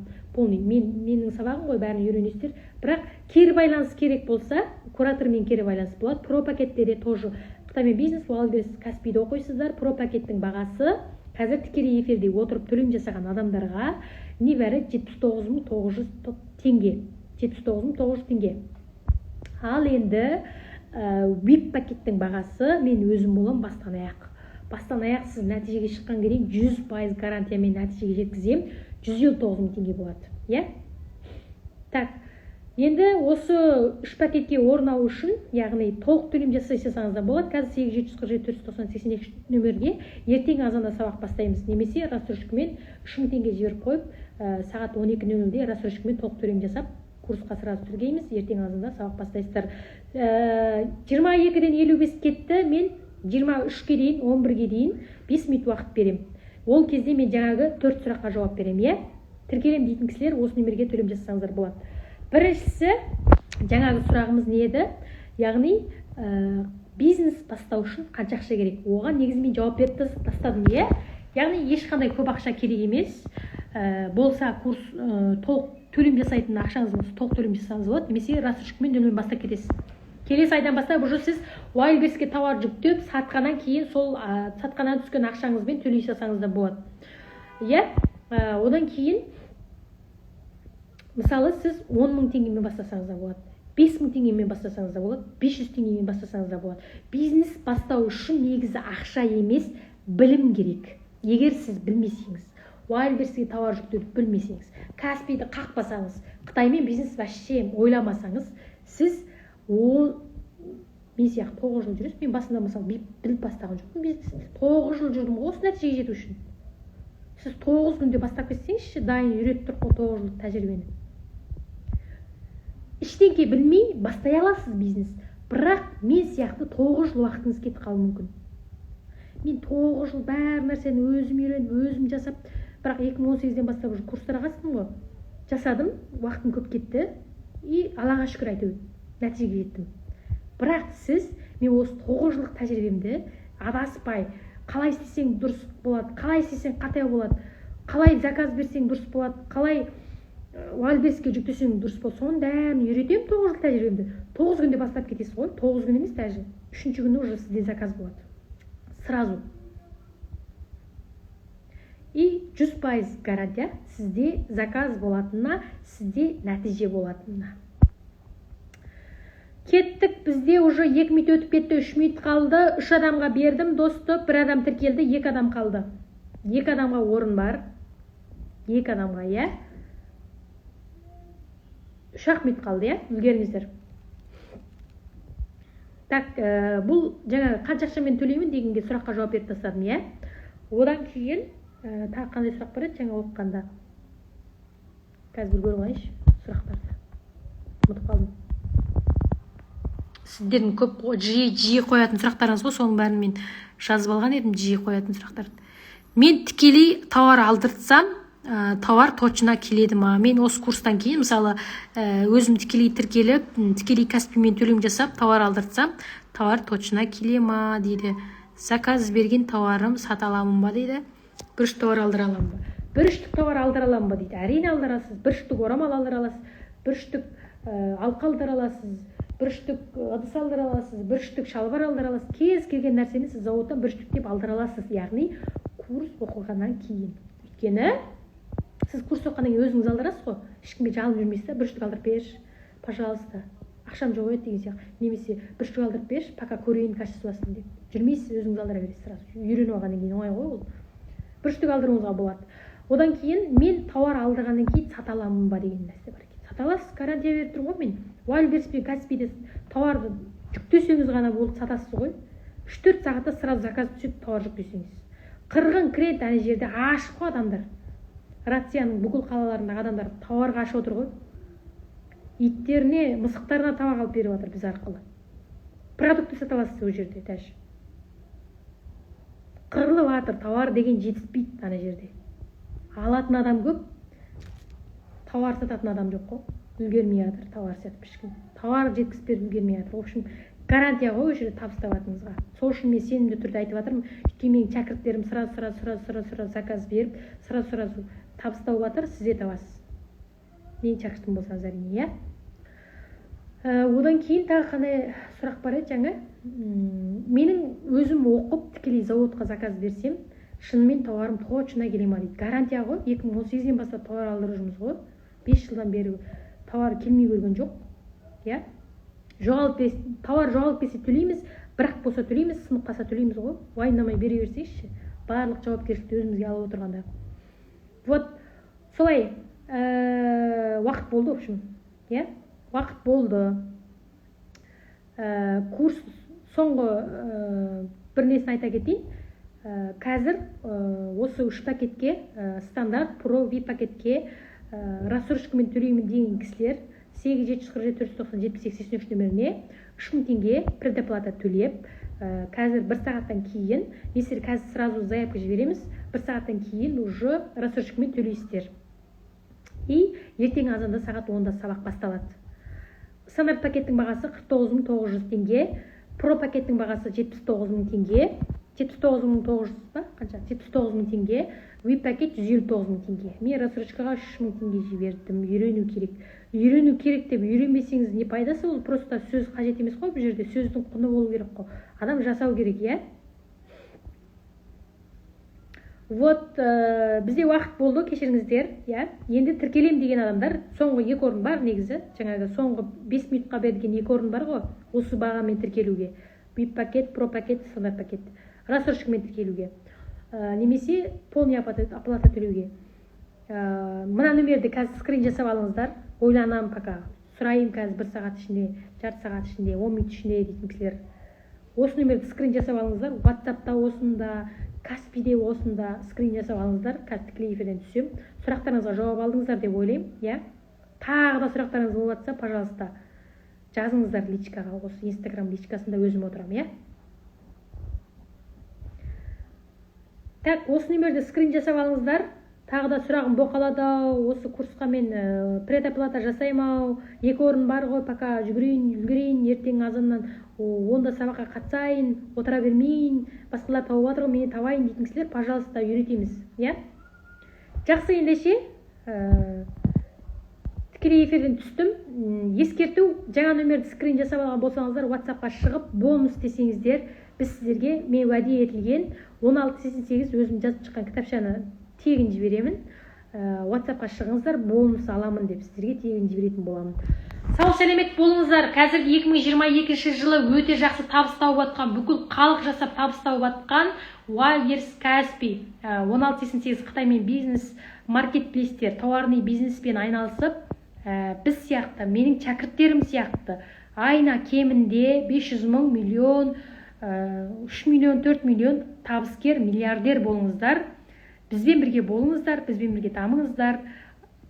Адам жасағанды адам жасай алады, мен де сіздер сияқты адамын мен жасап жатырмын, менің шәкірттерім жасап жатыр, сіздер де жасай аласыздар. Сау болыңыздар, басқа сұрақтарыңыз болса тағы личкаға жасаңыздар болады. Бонус алам десеңіздер осы нөмерге WhatsApp-қа шығыңыздар. 2 орын бар, пока. Сау болыңыздар, ертең сабақта, онда азанда сабақта кездескенше.